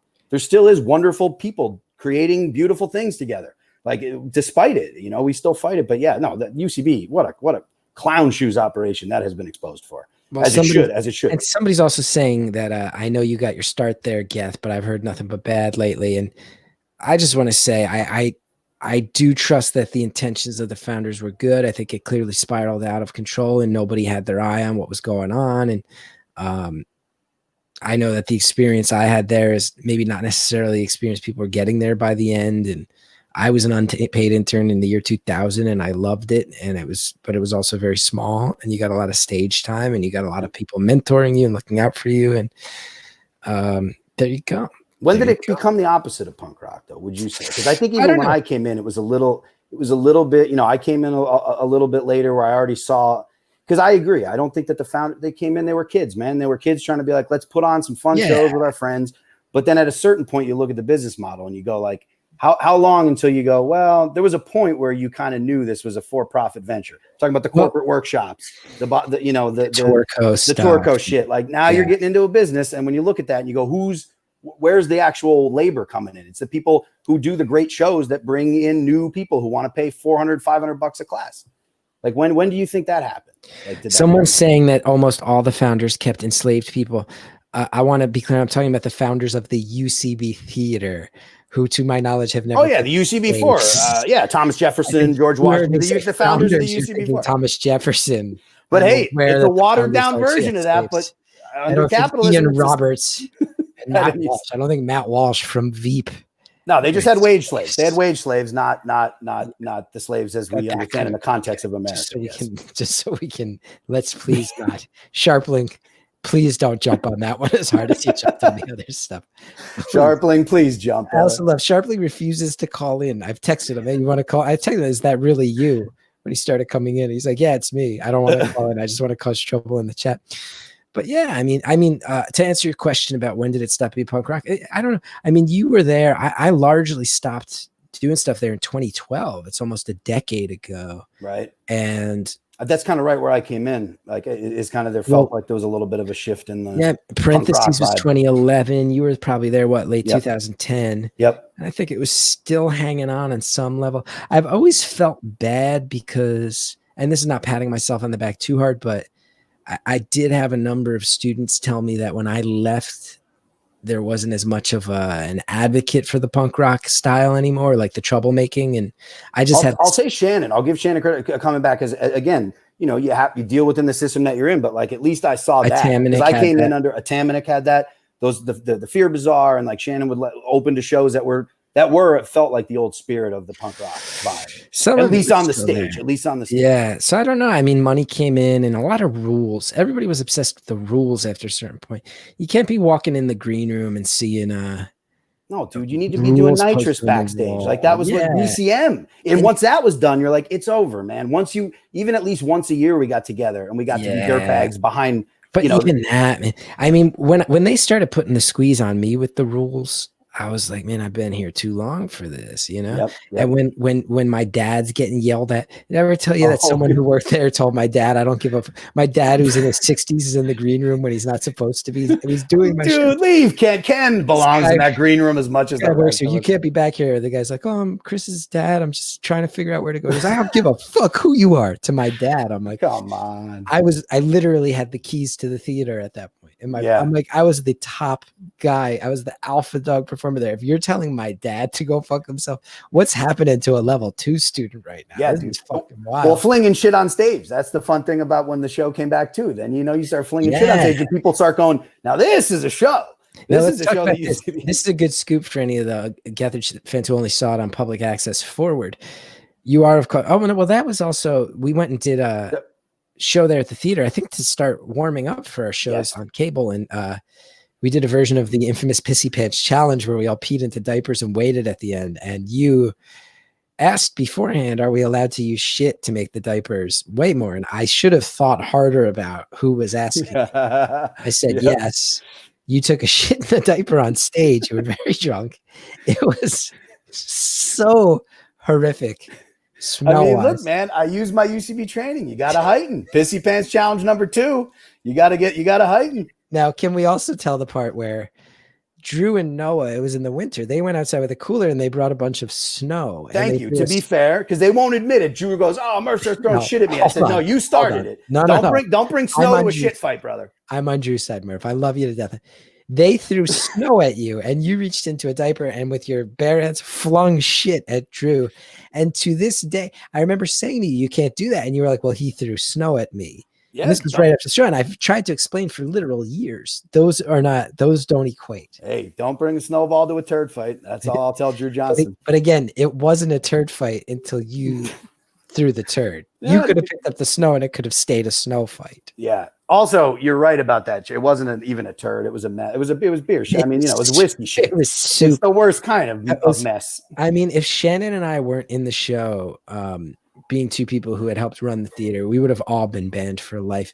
And the smartest thing I ever did was, I think on stage said to everyone who's an intern here, don't even pick up a sponge or a mop. I'm handling this. None of you unpaid interns. Which was beautiful. Yes. As the crowd is filtering out, I was on my hands and knees with rubber gloves on, cleaning up your shit off the walls and the floor. This is the type of stuff we've been through together, man. All right, let's go back to the phones. Let's get these unionists. Yes, please. Let's get Allie. Allie, welcome back to the show. I haven't talked in a while. Allie, are you here? Hey guys, what's happening? How are we? We're doing good. We're going down some tangents, some side tracks. Been going for an hour and a half. Speaking of tangents, before we go any further, unionist means a lot different thing in Ireland than it does where you guys are at. It's true. It's true. It has big political inclinations over there. Now tell us. Gonna go there, guys. Don't say I'm a fan of the union with UK. That ain't true. Now, Allie, we known each other a while at this point. You know which part of the island my folks are from. I do. We're not going to go into the darkness just yet. We no all need know, to stir up the troubles at this hour. We all know which side of the line I'm on in this. I'm all for unionists in America. We all know. I'm no Orangeman. I'm no Orangeman. Okay. We all know. I'm no. Beautiful. Did I ever tell you that, Allie? Where my grandmother's family was from Wexford. My grandfather was from Armagh. Yeah, they're Wexicans. Wexicans. I've never heard that term. I heard they were called strawberries, though. Yeah, yellow bellies as well. We call them Wexicans because they're from the sunny southeast. They get a whole extra, on average, 1 hour of sunshine more than the rest of the country a year. Ah, look at that. Well, they were still depressed alcoholics, that side of the family. And when they wanted to piss off my grandfather, they'd call him an Orangeman, and he would invariably fist fight whoever said it was. Anyways, I'm glad. Allie, give us the crash course on the Irish Union. So what's the? Because I know about the orange. What's the main difference? You know, as far as in the context we're talking about it here versus in Ireland. Oh, well, no, it's just a term. It's the same way Republican means something totally different in Ireland. You know, it's just a different context. They're totally different concepts. I was only kidding around. We have unions here too. They want to maintain a relationship with England, right? Yeah. They're loyal to the United Kingdom, the Union. Yeah. And then Republicans don't. They want a republic, as in a public to the people. So they're actually quite left-wing here. So it gets really, it gets all sort of messy. Yeah. But there's a lot of union shit here too, especially in the Irish Republican tradition. I don't know why. This is gonna make me sound like I'm a big rawhead, you know. I want a 32 county socialist republic, but I don't want to kill anybody for it. No, that's fair enough. In Ireland, it's different because people there have been killing one another in very recent memory. So you've seen the dark side. Yep. And how it lay pipes, not pipe bombs. Well, lay pipes, not pipe bombs. I love that. it all ties in. First of all, someone did point out, Eric Germ did point out, Ali, thank you for calling. It's 4:30 in the morning where you are. Yeah. God bless you. But I haven't been able to sleep. Okay, I'm gonna be honest. I'm back on Planet Scum time. I'm back, bitches. Good. Yeah, it doesn't matter. National borders mean nothing. You can separate us with oceans, but you can't stop Planet Scum from revolving around the sun. Yes. But listen, it all ties together, right? Because the Republicans are breaking unions and they keep pushing, right? Keep pushing. Can we do this? Can we put immigrants in camps? Can we betray our Kurdish allies? Can we do this and that, right? And it all, in some form or another, is very similar to the idea of breaking unions, which they have also done. The Wisconsin's teacher union was one of the first dominoes to fall in this regime. And now just recently, Donald Trump says, oh, there's these protesters in the street. I might need to call in the military to keep us all safe. And now with my background, Ali, I immediately think of Northern. I'm thinking Derry. I'm thinking Belfast. That's what they said. Oh, we'll bring in the military to keep everybody straight, everybody safe. And then 30 years later, there's still, and guess what? There's also state-sponsored gangs that are serving as constabulary police forces with no regulation. Well, guess who that is here? They're called the Proud Boys. They're getting warnings from the cops. Hey, it's time to clear out because stuff's about to go down. It's the same thing as the Ulster Constabulary, right? I don't know exactly how to pronounce it. You know, you're going with it. And, you know, Northern Ireland, no stranger to rubber bullets, you know? Nope. Like, those things are not, the amount of people killed with rubber bullets or disabled with them, those things are fucked up. They are a lethal weapon. They shouldn't be allowed to be fired on civilians. They shouldn't be exist anyways. Nope. You know? It all ties together. It all ties together. Sorry, go ahead, Ali. This is not where I was planning on going with this call, but I'm so fucking here for it. Solidarity forever, fuckers. That's where we're at. Yeah, it's Ali. No, I was going to actually come in with a bit of, well, there's a lot of union shit happening in my life at the moment. But I was going to come in with a confession before we start anything to do with unions. Are you guys okay with that? So listen, it's all just a jumping off point. Okay.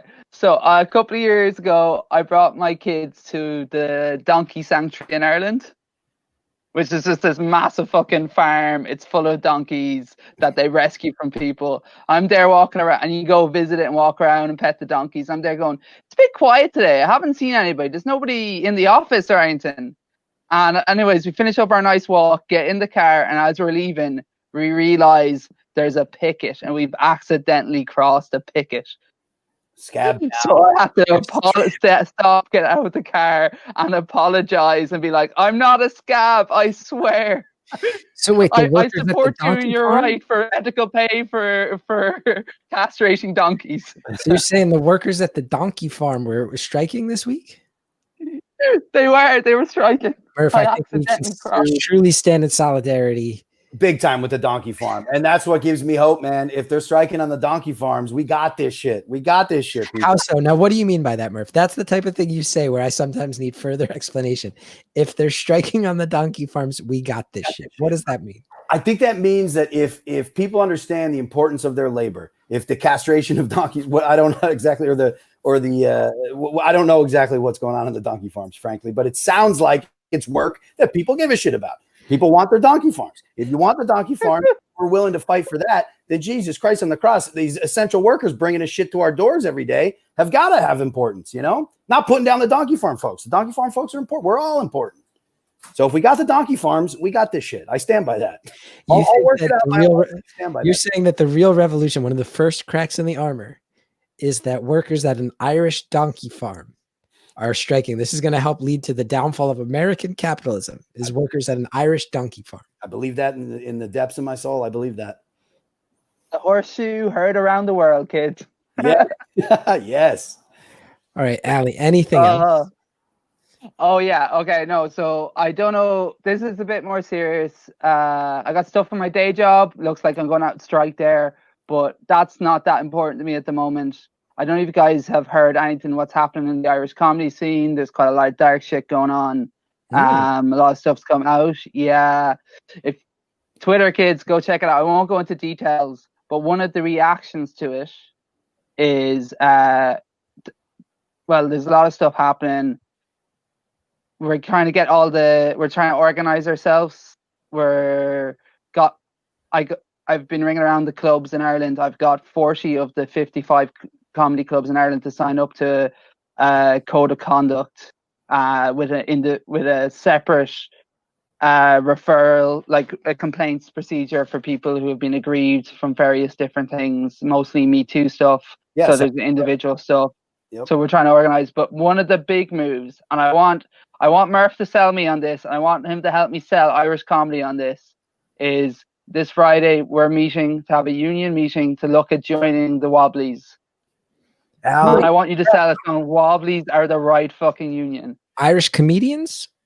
Yes. Yeah. Trying to unionize with the Wobblies, the IWW, aka the Wobblies. Yes, and it's Ali. It's mostly about safety in our workplace rather than about money. To be honest, Ali, that's number one, first and foremost. That's thank you so much for because it takes the organizers and people who are willing to step out in the front because the first ones out there always get the target on their back. So people are always gonna, So thank you for stepping out there to do that. No, number one, number two. This call's a little serious. But just so you guys know, Hallie just snuck in off camera and gave me 2 cookies. So I'm going to eat cookies. Lighten this convo. With now, Allie, if you need an IWW rep to be your chief negotiator, I think I might know the guy. Allie. Oh, really? .org. Allie, I've gotten on the interwob.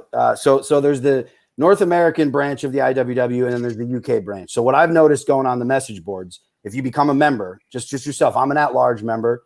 If you become a member, you get access to the interweb. I don't know if you're on there or not yet, but these message boards are a great place, and I've seen a lot of great Irish folks on there, not from the comedy community, so it's needed. I would say truthfully. Still, can you stop doing close-ups of me while I'm eating?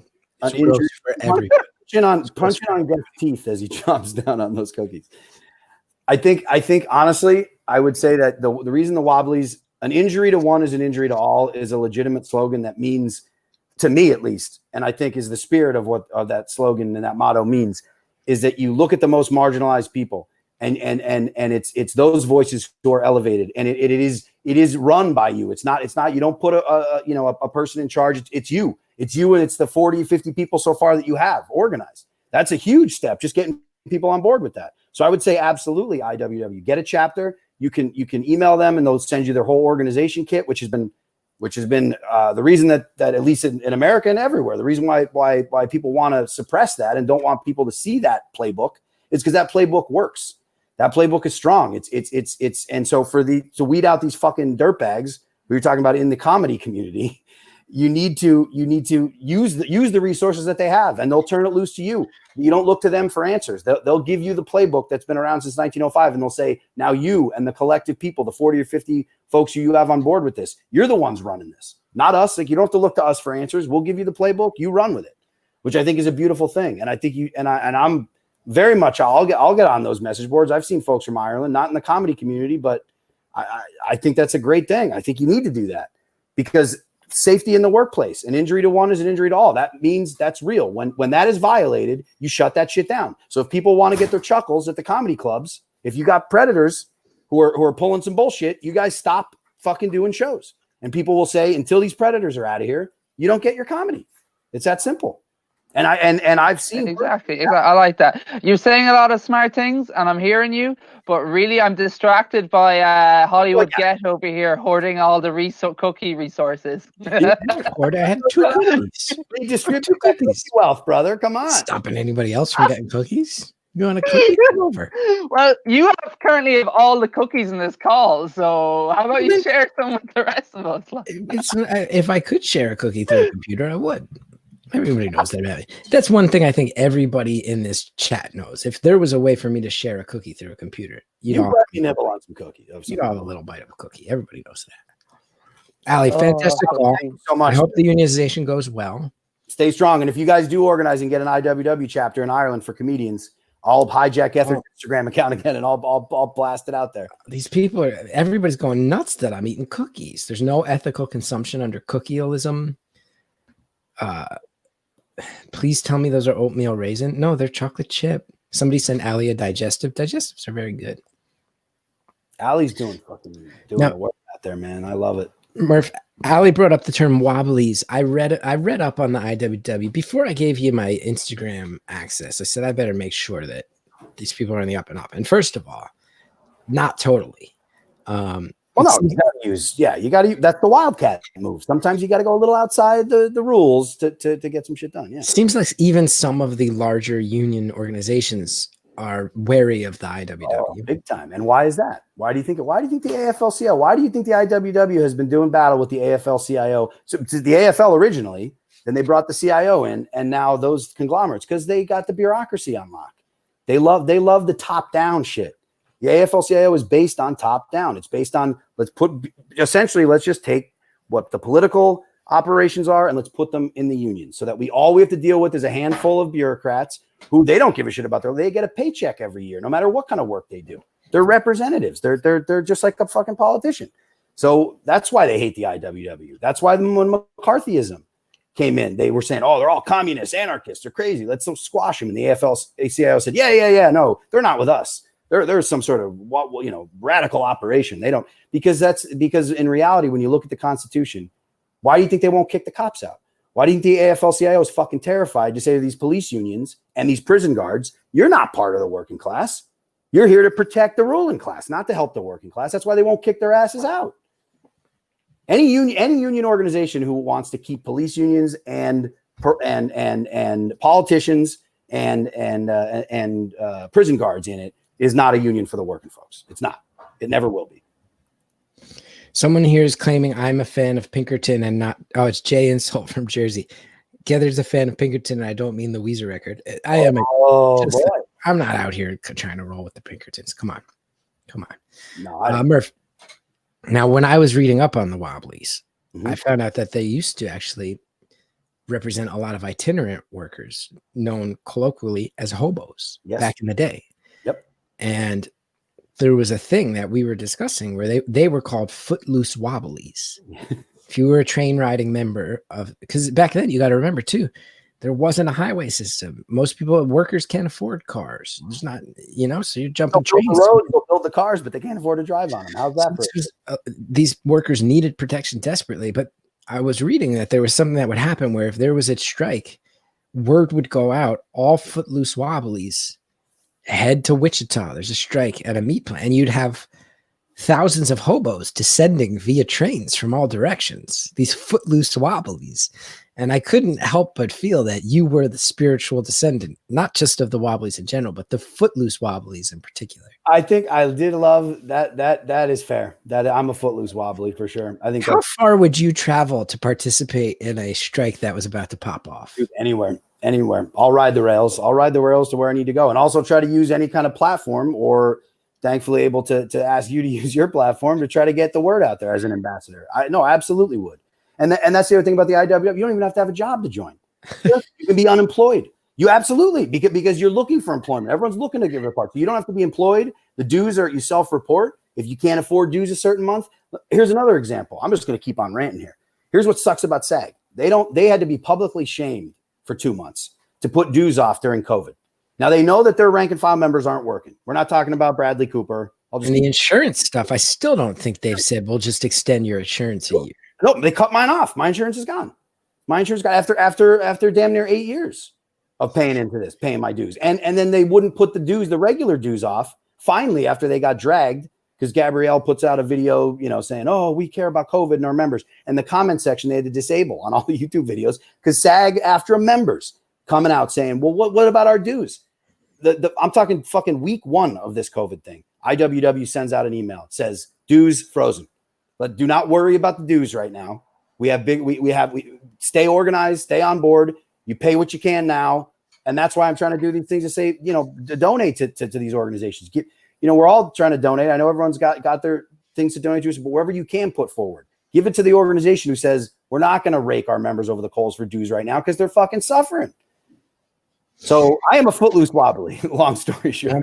I also looked it up. I don't even know if we talked about this, but the idea of 40 or 50 Irish comedians banding together, the IWW will help that become a union. And I know this. I was looking up the New York chapters, and there were a few. Excuse me, I keep burping because I just ate 2 cookies really fast. Burping up chocolate.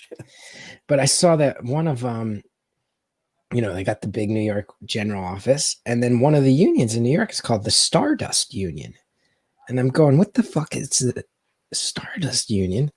Turns out they represent workers at the Stardust Diner, which is one of the strangest places in New York. Yes, right. It's a diner in the heart of the Broadway area where when you go, the waiters and waitresses have to stand up on the tables and sing show tunes. And I've always found it very heartbreaking, Murph. And I say this with a lot of love as someone who's had his ups and downs in my career. You know that anybody working at the Stardust Diner came here because they got pipes and they can move. They came here to be on Broadway. Yep, you got Can you imagine getting that close, that you're in the diner when there's Broadway theaters on every block surrounding you, and you're that close, but you're at the diner? To me, I always found that to be a truly romantic, heartbreaking, beautiful story. And the Wobbly stepped up and said, well, at the very least, you kids are going to get your insurance. Get your insurance. At the very least, you're going to get that. I really respect that. Stardust, that's a great example of recent, again, with the resurgence now of the labor movement and that's what's great about chapters. IWW says, here's the playbook. Whatever that means for you in your workplace, you organize your workplace, you get it together, and you make this work for you. You make the decisions. You do the negotiation. You don't pay overdues, and then all of a sudden they go, yeah, and we have our president, negotiating for you, and maybe you'll get something 10 years from now that's worth a damn, or you'll get wages that are a little bit better. Stardust is a great example. These are hardworking, talented folks who came here to be on Broadway, and if they're gonna give you your omelet and your grits, they're also gonna belt you out a fucking tune that's more soulful than most of the shit on Broadway. Not to knock Cats or whatever the hell else, Phantom. I don't know. I haven't been knock Cats.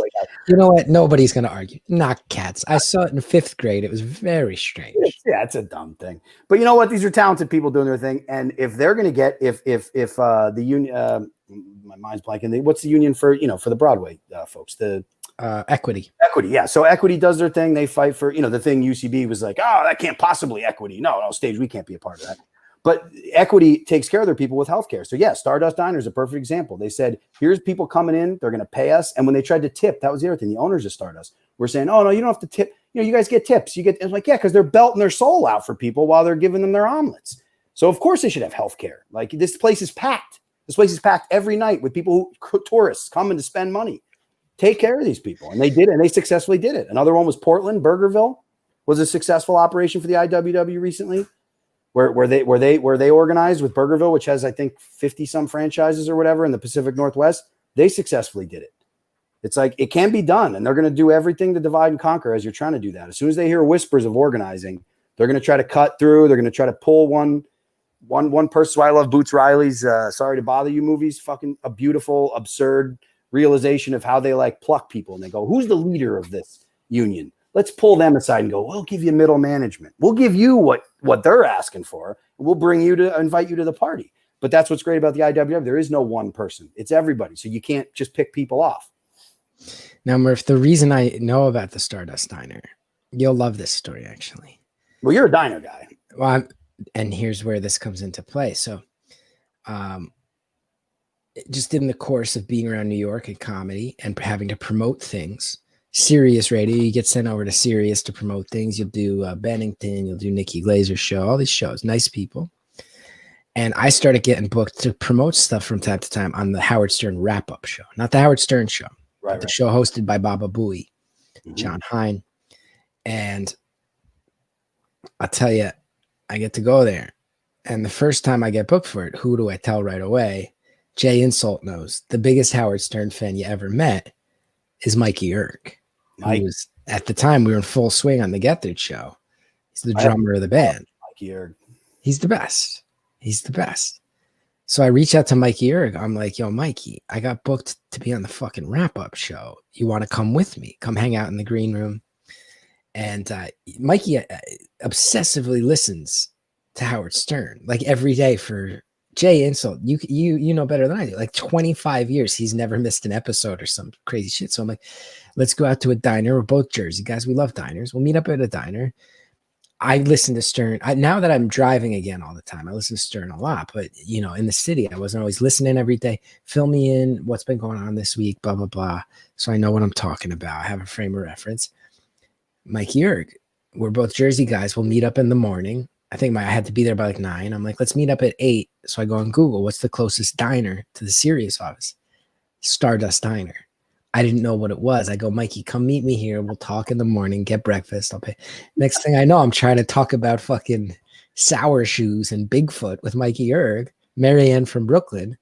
And I got some guy with a dream dancing on my table, singing songs from Phantom of the Opera. It was very uncomfortable. That's the real Phantom. It's a lot. It's a lot in the morning. I'll say that much. Oh, it was, show tunes. I don't even know how these kids have time to warm up the pipes. Well, I mean, because they're fucking hustlers, man. Because they're up at 4 a.m. They're drinking the honey tea and they're getting their ass out there doing their work.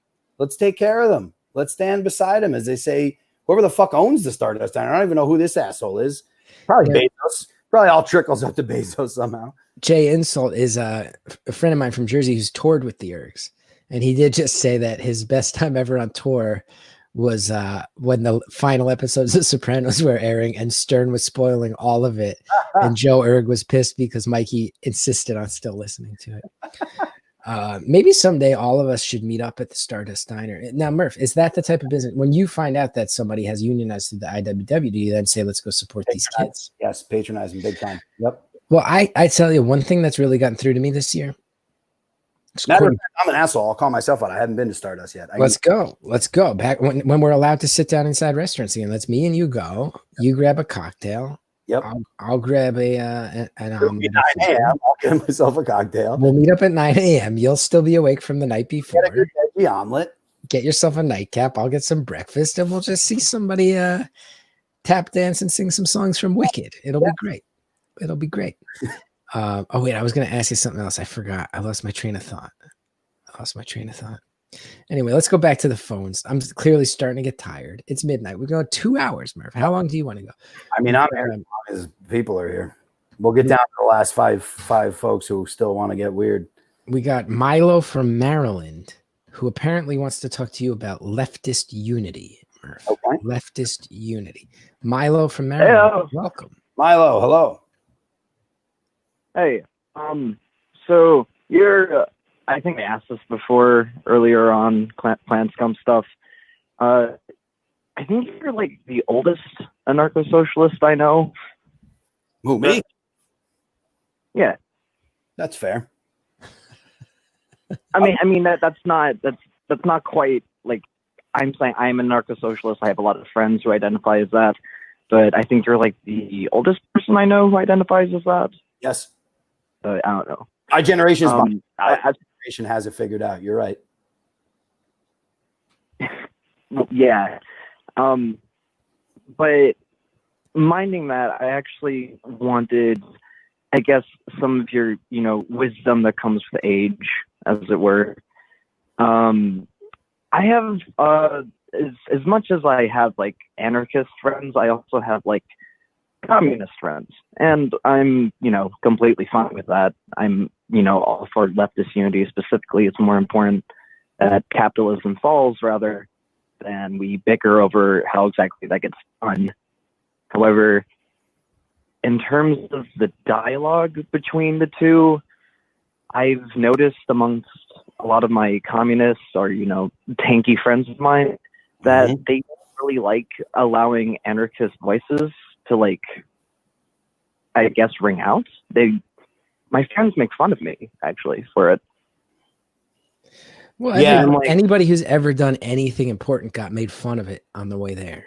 Yes. That's just a fact. Also, don't get me wrong. No, go ahead. What were you going to say? It's just like I'm. How do I put this? I am purposely keep a lot of my own ideology off to the side when like we're going to meetings and stuff, or discussing the subject. But at the same time, some of my friends will like, I don't know, give me a side glance because they know I'm an anarchist, and then say something like, you can't have actual revolution without, establishing an authoritarian regime of some kind. And so all you anarchists are like dumb fucks. Yes. And I don't know, it's weird. I don't know how to like communicate with that in mind. It's not like outright hostile, but it is very demeaning. And I guess I want to know, like, have you dealt with this, and like how do you how do you manage to still like keep your sanity and keep leftist unity, even if they're like being shitty about it? I think, thank you. First of all, thank you. Thank you It's so such much a great for the call, question. Milo. And yes. Milo, I appreciate that question so much, because I think this has always been a big problem. And I was guilty of this when I was younger. So I guess in my old side, you know, I'm 38 on the outside. I don't know, maybe 80 something, 90 something on the inside. But I feel like I hear you as far as like where the unity needs to come together. So what I looked at over the years is I look at the masterminds behind the status quo. Behind, let's just simplify it and say left and right. So we're talking about leftist unity. Let's talk about what our opposition here, what the oppressors are doing as right unity. So you look at guys go back as far as Kissinger, but then you get into Roger Stone.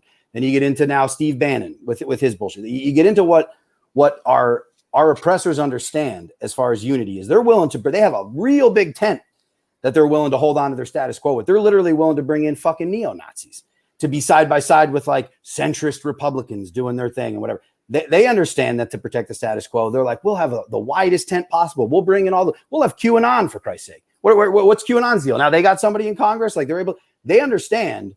I'm talking about the architects, how they get the information out. They understand those are our enemy. Like the people like that and that mindset. So the reason they've been able to build this coalition that can hold on to the status quo is what we need to, I think, just from the left. That's why I talked about the lanes earlier. Keep it in your lane. So if you're in the anarchist lane, I'm more in the anarchist lane myself for sure. But I also got to jump in and say, hey, Bryson, you're going to want to keep your eye on the comments right now. There's something truly insane happening. We got. Wait, is Roger Stone in these comments? No, he's on Cameo. Let's get his ass. It's clearly Gimghoul is what's going on. I think everybody who saw what I'm referring to knows that Gimghoul is present, saying some real crazy stuff. Are those? I'm sure they are. Are those Roger Stone?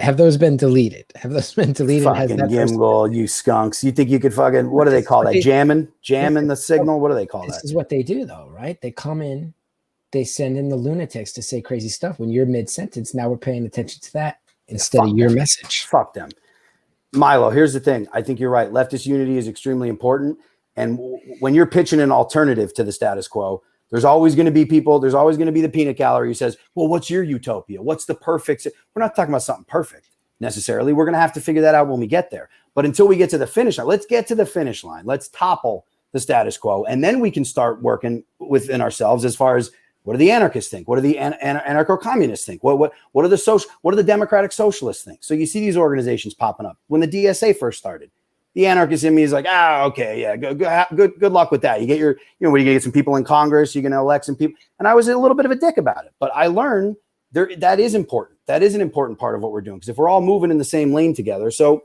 look, say your views. Don't be afraid to say what it is. But I think we can't get caught up until we get to the finish line. Let's actually be toe to toe with the status quo before we start saying, all right, now let's hash out how the particulars of this, how the practical application, the theory becomes part of practice. How do we do that? We can't be doing that now, because while we're doing that, these fuckers are laughing all the way to the bank. Like Steve Bannon with whatever the hell his not the Blaze, that's Glenn Beck, whatever the Breitbart, all that shit. They understand that they have a broad coalition. Let's do that ourselves. Like they use identity politics to divide us. They use class warfare to divide us. They use every fucking. They're divide and conquer. They've been running the same play from the jump. We just have to go. Let's not get divided. And then we can conquer ourselves. Like, so I mean, God bless you for your anarchist views and stay after it. But like, as an older man, I'm willing to at least listen more to be like, we're all in the same. Do we have the same goalposts? Are we trying to topple capitalism? Are you in, there's 19 lanes here. Are we all going to the same destination? Do we have toppling capitalism in the GPS? Punch it in. If we're going to go there, once we get there, then we can start hashing out the details. But Christ almighty, we sit here fighting amongst ourselves, and while they're just inviting fucking neo-Nazis under their tent. So we got to be willing to all hands on deck is basically. Now, Murph, this segues nicely. I want to ask you your opinion on a situation I ran into, I think yesterday. Is that Kolsky? Yes. Tell Kolsky I said, hey. Hey, Kolsky. La you out. She said, hey, hello. She hears me ranting. God bless. She hears me ranting until all hours. I'm usually in the shower with. I feel like at least you're talking to somebody else. Yes, at least there's another human being. Someone receiving the message. Yes. Remember, I want to ask you. I ran into a personal situation. I think it was yesterday morning or the day before. Stressed me out, and it deals with leftist unity. Because you know me to know I've always said to you, you and I have straight up texted each other things. I've texted you things that's like, hey, when it's time to start throwing bricks, me and you are going to meet up and we're on the right side of the line. Like I'm aligned. So, and I don't want to get myself in trouble again because it's just all hashing it out. And everybody in the chat is going to see how I'm trying to sort this out. So this thing happened where, you know, I just moved to Jersey a few weeks ago, as you know, but I still own my place in Queens. We're in the process of trying to get rid of it. So I still see all like the message board from the old Queens building. Everybody was super freaked out because on the floor below me, there's a New York City councilman. His name Danny Dromm, Dromm. Look this guy up. I find him to be a hugely inspiring guy. He's, if you know Jackson Heights, Elmhurst, one thing people don't realize, Queens very working class, but this neighborhood, for decades, stronghold of the gay rights movement. Queens has an inclusive St. Patrick's Day parade. Manhattan refuses to let gay people march. Huge, long time safe haven for the trans community in New York, Jackson Heights, Queens. And this guy, Danny Dromm, really was one of the main people, if not the main person, started Queens Pride. Yep. Beautiful thing. Beautiful thing. Took to the streets.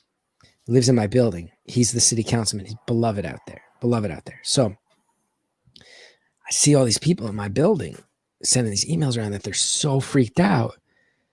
So Danny's on the city council and he's one of the people in charge of budgets. So he's one of the people who's going to have the ability to start to say, here's what we should think about doing with this police budget. And he's already put together a bill with a few other people asking for $1 billion reduction in the police budget. Mm-hmm. Apparently 100 people showed up outside of my building's front door. They were members of the Queens DSA, New York DSA.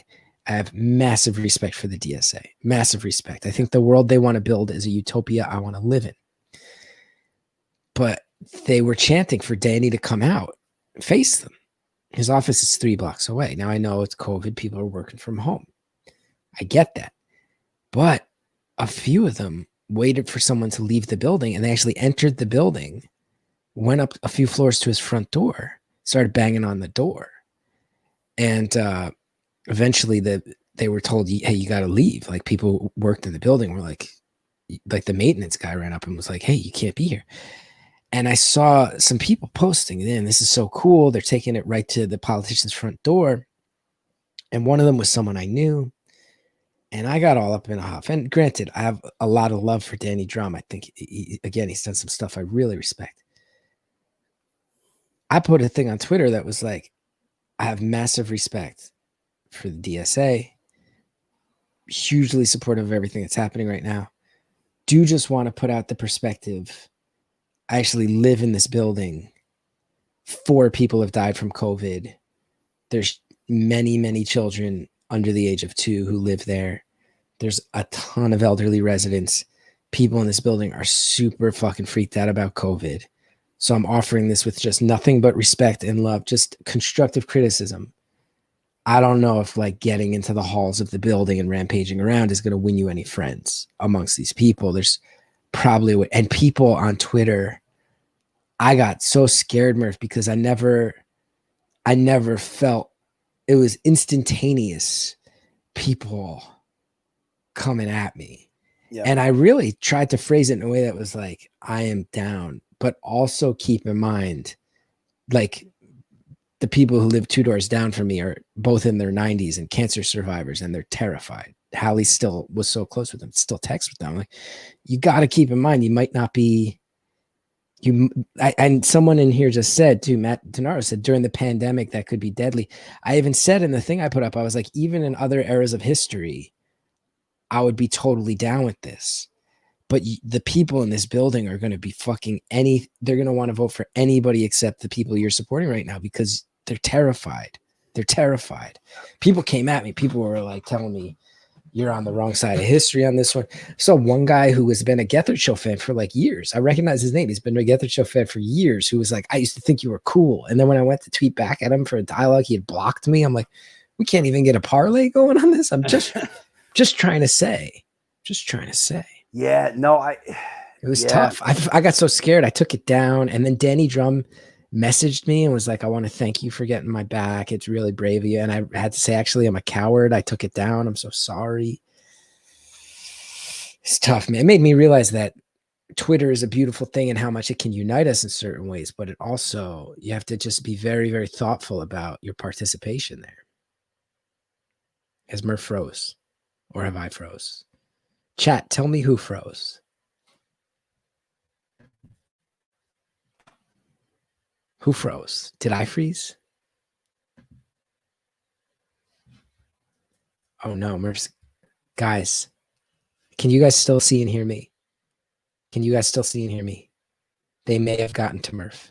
They may have gotten to Murf. There's a chance. I don't know if they got to Murf's house. I don't know if they disrupted Murf's internet. I don't know if they used satellite technology. I don't know if this was the government. I don't know if this was the company. I don't know if this was Gimghoul. Someone has silenced Murf. It's finally happened. I think I got back. I think I'm You back. did. We were tried also- the silence.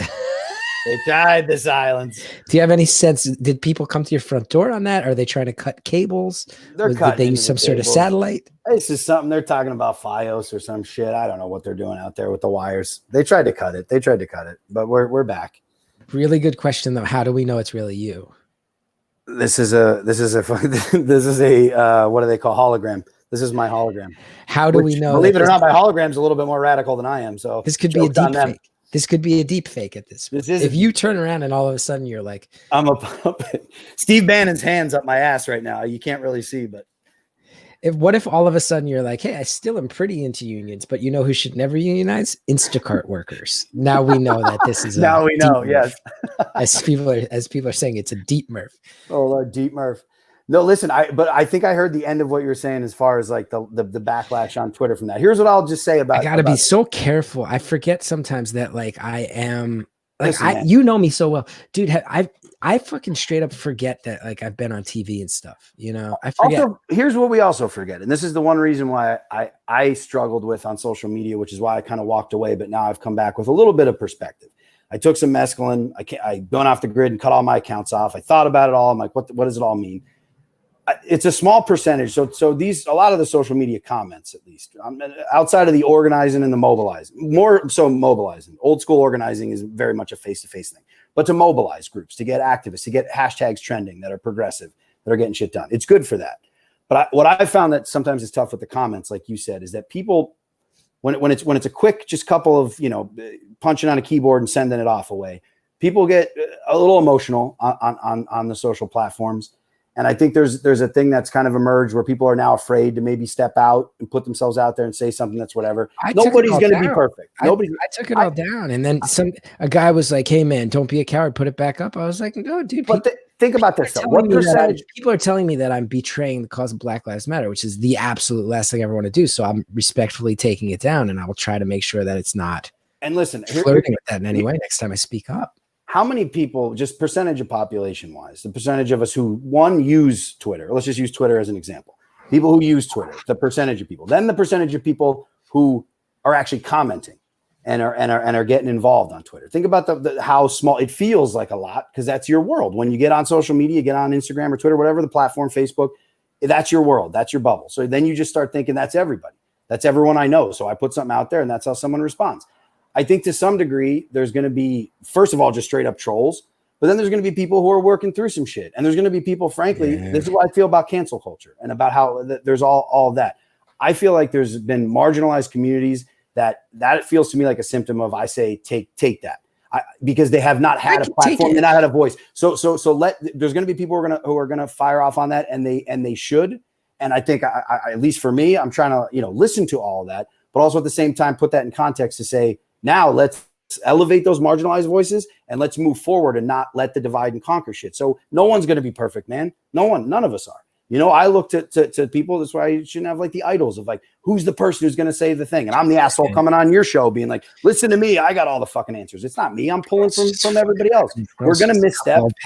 We're going to be hypocrites. I felt so bad because I also realized too, I'm like, because people were like, oh, I'm glad that a rich white comedian is offering so many important opinions. I was like, oh, right. And And Contessa just said like, oh, it sucks that your Twitter stuff can affect your money. I'm not worried about money. I don't care. You, Murph, you can vouch for me on that. Like I have worked hard and I have made my money in my life, and I will not deny that. But it was never, if I wanted to make money, I would have canceled the Gethard. My manager said, if you want to go make real money, do it. I'd just been in Mike Birbiglia's movie and done an HBO special, and my podcast blew up. He's like, you should walk away from Gethard show right now. Get you to LA. This is the year.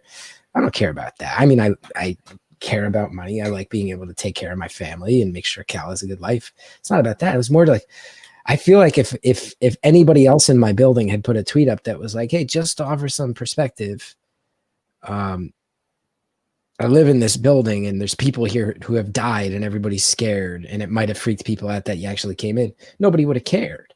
Yeah, no, it's have a platform. It was just seen and tunnel vision. I'm like, oh.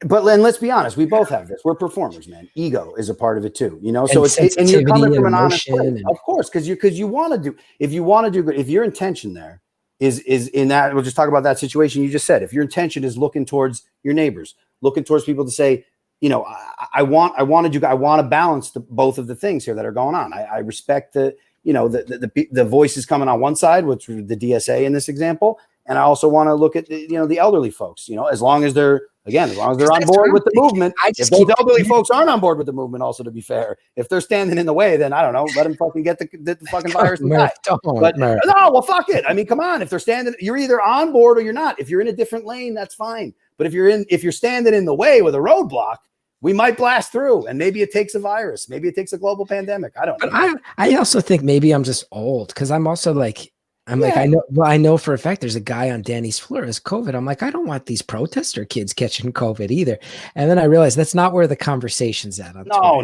But the conversation is not me being like, hey, my neighbors are old, and I don't want you guys catching that thing. We are old. Maybe that's just old. No, I think I might just be old. But here's the exciting thing: the kids got this shit. So we listen to the kids. We try to use at least a little bit of our platform, but they get this, man. And again, like I said, it get caught up on social media. When you really boil it down, you're like, what am I talking about? Like 100 people here who have chirping from the peanut gallery, like that's fine. And again, I think it's a great place. I saw someone mention Chris, whoever that fucking sexual predator. Yeah, look, man, drag all of them. And you know what? I don't give a shit. People said this when it happened with Louis. People said this happened. They go, well, there's a difference between Harvey Weinstein raping and somebody taking their dick out. Fuck them. Let them all go. Let the patriarchy fucking topple. And you got to crack a few eggs. Patriarchy is a big part of this. When we talk about capitalism, we talk about the relationship between capitalism and race and workers' rights. The patriarchy is an umbrella. It's under an umbrella. It's not Kareem Abdul-Jabbar. It's not right at the top, but it's right there. It's all, and let's, like Bruce Lee, let's work our way through. Let's keep throwing our punches. Let's keep kicking in the chops, right, all the way up from the sexism to the racism to the transphobia to all of it, till we get to Kareem, who is capitalism, and then we can also now start talking about a system of true equality. And I think part of that is social media. But you know what? Fuck it. For some of them, like, oh, all of a sudden, I've never heard, man, when this Me Too with social media, and I stepped away a little bit. But what I wanted to say when I came back, which was a little late on the heels of it all, but like what I loved about Me Too is people being like, I have never heard people talk about having due process. I never heard the fucking words due process said more in my life. People so concerned about one person maybe being, charged with or accused of something that they didn't do. And if only one person gets charged and they didn't do it, then the whole thing is, I'm like, we've been going on fucking generations with no due process for most communities. So now all of a sudden we're going to talk about rich, powerful white dudes, whether they're in Hollywood, whether they're in fucking the business world, wherever it is. It's like, oh my word, what if one person gets Me Too'd and their whole career's over? And I'm like, fuck your due process. Your due process, it was dog dick from the beginning for the rest of us. So I don't give a shit if a handful of people get dragged down and their careers are over or whatever the hell. Who cares? Not to keep bringing it back to me, but that's one thing I learned that was very healthy was like, I'm a 40-year-old white guy. First of all, it's my role in this is to support and follow the people who need to be leading this. Yes. And those are people who are younger than me and who do not look like me. Agreed. 100%. I have to follow and I have to support. Yep. And listen, man, because they got it. They got it figured out. They're on track. They're motivated. They're fucking smart. They're passionate. They got the fire in their guts that I used to have years ago, and it's not there anymore. So I can't pretend it is. So I also do need to remember I'm a 40-year-old white guy. And if I by definition, a lot of people who fit that description are probably a big part of the problem. And if I want to not be a part of the problem, let the young kids lead and tell me where to go. Absolutely. And it's also sad too, because one of the things I've realized is like what I can do is attend protests other people organize. What I can do is try to find ways, like Bryson and Jess and Hexagon and Dave, they all got together. They were like, let's reach out. Like we just put a thing up here, Planet Scum. I was really proud of them where they're like, we have figured out all this infrastructure for streaming. Let's put it out there that if any Black artists are looking to get their voice out through live stream, we can help it. Like that's the type of stuff where I'm like, oh, I can build this, and then that can go down. You know what our lane is? Good idea. I'll tell you. And I can donate money. That's another thing. As someone who has made money, I can do that more than a 22-year-old can. But a 22-year-old can go out there and show me where to point. That they can be the tip of the spear. And I'm like a 40-year-old white guy. I'm like, maybe that's what I can do. Absolutely. And the other thing we can do is when I'm, there's a lot of preaching that goes on. And of course, it's always like, again, we're fucking 40-year-old straight white dudes. Here's who we're preaching to really is other 40-year-old straight white dudes. Yeah. We're not preaching to folks. Our lane is saying to some of these people who've been passive, who've been on the sidelines. And maybe they're not, maybe they're not the worst of the worst. They're not like openly fucking racist assholes or whatever. But I'm like, what our deal is people who look like me, people, mustachioed white dudes, working class dudes who I'm like, listen, get the fuck on board. I'm talking to you. I'm not talking to the kids. The kids, the diverse group of kids who are on board with this movement are fucking phenomenal. They got this shit figured out. They're on point.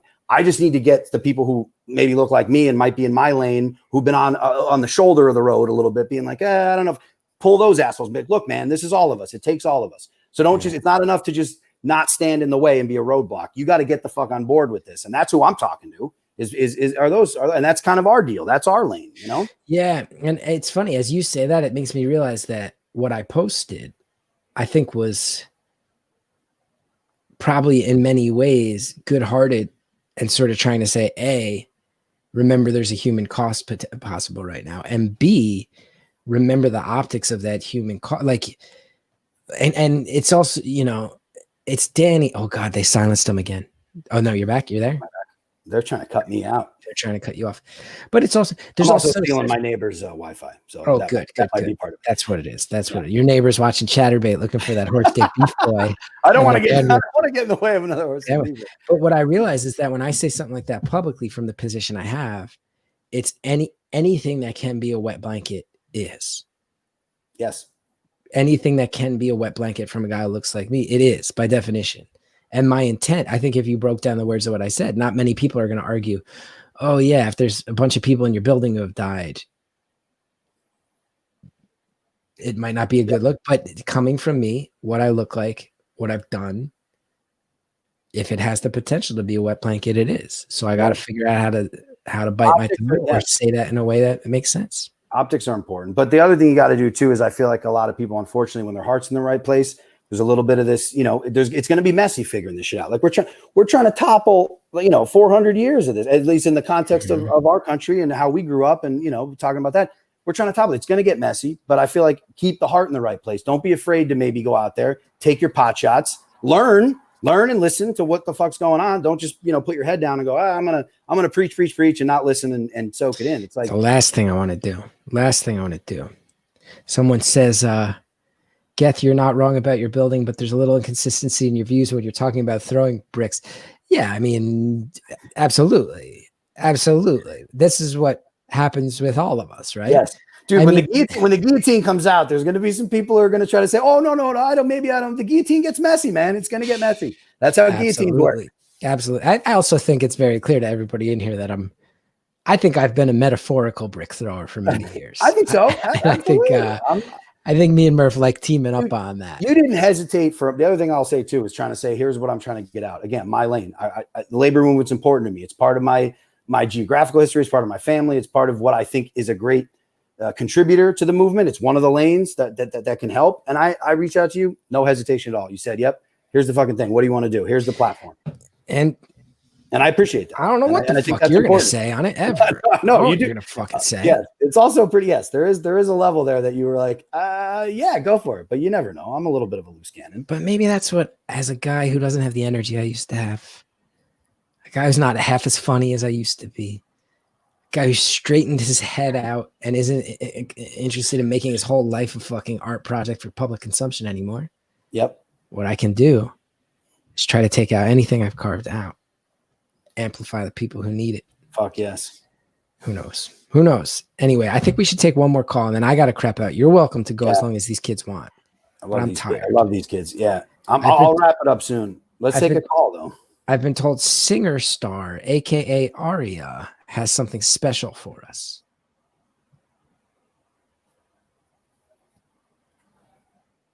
Singer Star, are you here? Singer Star, you've been on hold a long time. Oh, just unmute your mic. I see that you have your mic muted on Discord. I've heard you have something very special. Oh, yes. You gotta just unmute. Singer Star, just unmute. There's a little microphone icon next to your name. Just click it so you're not muted. Singer Star. Singer Star. I really want to get to this because I'm being told you got something really nice planned for us. They're saying they can't. Singer Star is in the chat saying, I can't. Singer Star, why not? Why can't you? Chat with me. I want Singer Star to get that. Apparently, Singer Star has written a poem for us. Oh, man. Singer Star. It took me like 2 hours to figure out this mic situation, so no sweat. Emily Pineapple, who literally knows everything, says hang up, unmute, then recall. I also just want to say quickly, too, so I don't clog up your Instagram. I'm also done with the social media shit being the self-promotional nonsense. So anyone here who wants to follow me on Instagram or Twitter or whatever with the stuff, please do that, because that's a way, like Ali was saying before, with organizing. Anything I can do to help to DM me stuff, which people have already been doing since I took over your account, which is great. Like talking about real shit, not just like, hey, here's a show I'm doing, or here's a thing to jerk myself off. I'm talking about like actually, reaching out to me. Please feel free to follow me. I'm just going to promote shit on social media because I'm old. Of course. No, I get that. I get that. That's better than me. That's better than me pissing people off when I don't want to. Ooh. Singer Star, give me just 1 second. Because I will say this. I moved from AOC's district to a district where it's going to be an actual dog fight to keep it blue. Yep. They flipped it. It had been red forever. They flipped it last time. I'm psyched I get to be here. Be part of the dog fight. Mikey Sherrill, baby. Mikey Sherrill. Sherrill. You know her? Those are the true progressives. Those are the true progressives. She's a fucking helicopter pilot in the military. And now she's a fucking turning districts blue. We got to keep her in there. I'm going to fucking make it happen. Do what I can. Okay. Singer Star. Someone jerking himself off is now only on OnlyFans.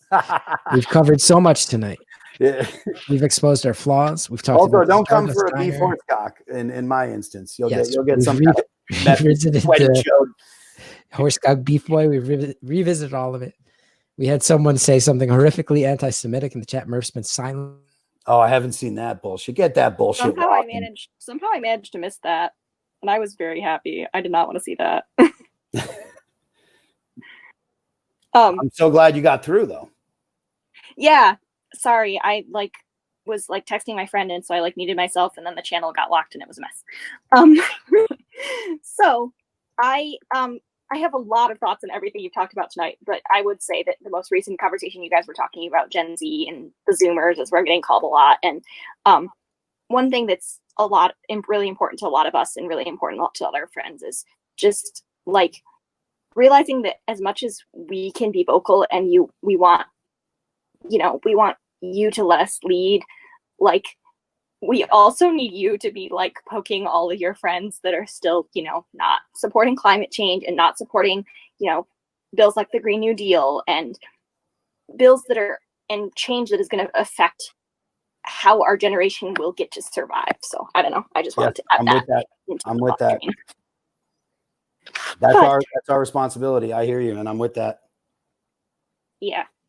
And so I have been, over the last couple of weeks, I've seen a lot about, we need more love. And I saw that in the chat tonight, and it made me think of a poem that I wrote, I don't know, a while ago. And it's called Love is Action. So it says, sometimes love is action. Sometimes love is sitting next to the person that the racist is attacking simply for the color of their skin and engaging with them in conversation to distract and make the harasser feel annoyed and go away. Sometimes love is action. Sometimes love is realizing that even though your church is open and holding service, you shouldn't go because you're risking the lives of your neighbors that you were told to love. And what's really love?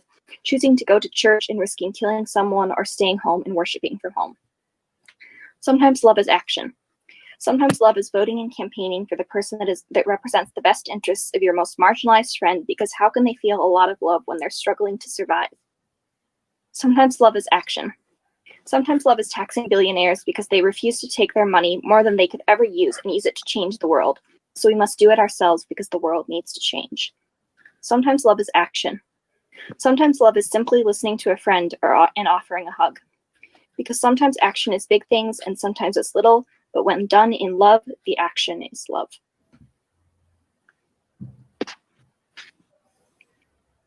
Fuck, that's beautiful.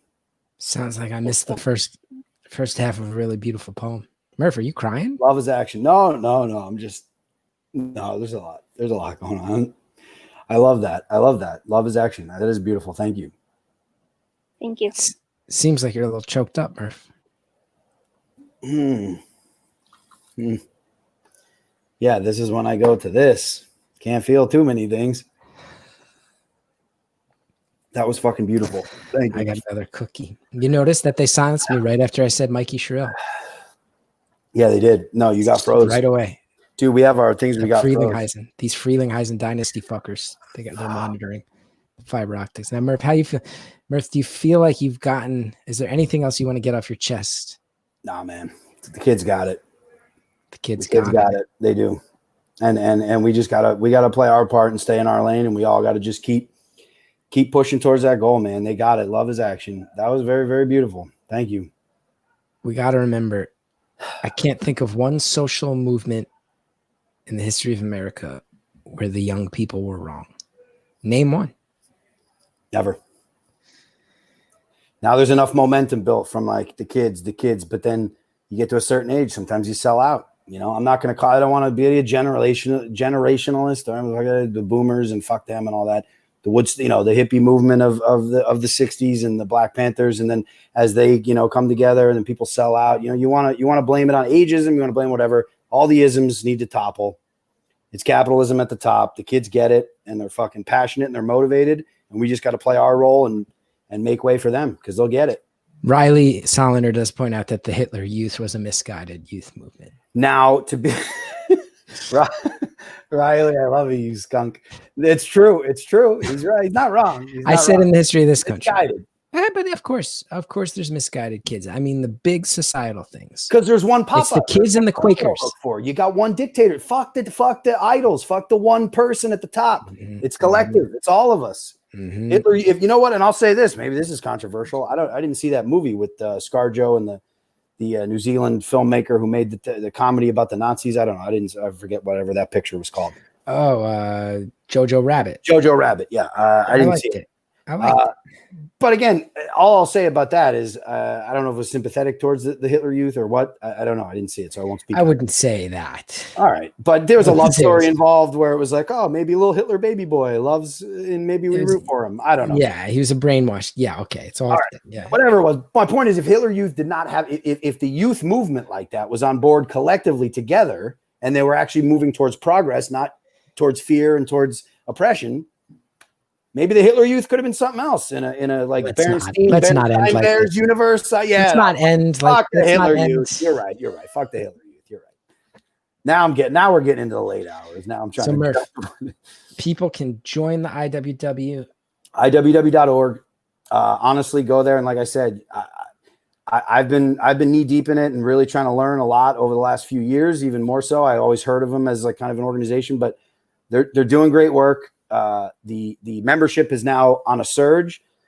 So that I know the freelance unions, one we're raising money for, the freelancejournalistunion.org. Also just another one I want to throw in there too. I know we're all given to whatever, but the incarceratedworkers.org, IWW has been organizing within the prisons. That needs to stop. This prison exploitation bullshit needs to stop. For profit needs to stop. And this is coming. Because I can't believe it's 12:30. We're going to bring this up. Just my God, I got quoted. The Hitler Youth had some good ideas. Don't quote me on that. Of all the shit I've been spewing, let's not let that be the takeaway. Here's the thing: everybody might not know about you. You were almost sold into a private prison. This is true.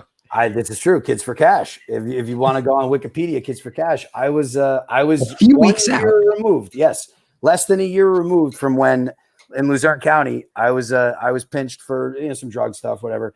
And then I went in front of this judge, Judge Mark Chivarella, who I was able to call out on the air multiple times on your program. Yes. Our program, please. Yes, hell yeah. So we got to call him out, and he was finally busted. It was a for-profit. And here's what's funny about this Kids for Cash idea. This is basically all that they got busted for, was that they built a facility that was a for-profit juvenile detention center, and they were sending kids for minor offenses, and they were filling the fucking beds because it's a for-profit venture.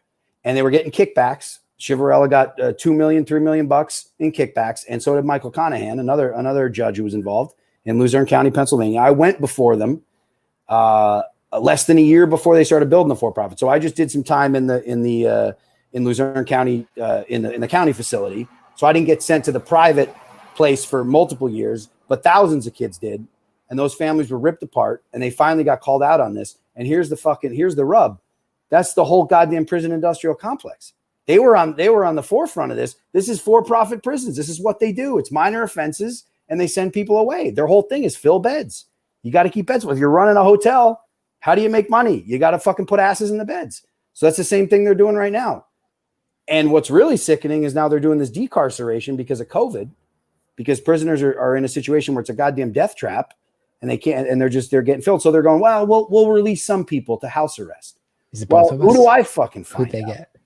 Who do I? Oh, they're getting us now. Now they're coming for us because we're talking about the fucking prison industrial complex. They got in this decarceration effort because of COVID. Who's at the front of the line that gets out? Michael Conahan, one of the judges. Chivarella's sitting there. They're putting his fat ass on fucking house arrest after he just ruined thousands of families' lives in Luzerne County. These are my people. And I'll say this. People protested a little bit, took to the streets in the prison that he was in. But, you can rant and rave outside of a prison all day, but I'll tell you what, if he's now on house arrest, let's get out in front of this fucking guy's home. And I've already been talking to people in the area in Hazleton where he is. He's home now. Now we take it to his front door. Because if he gets to be the one who goes, oh, I'm old. Oh no, I'm going to catch COVID inside prison. I'm like, you sick fuck. You just you ruin kids' lives, thousands of families' lives.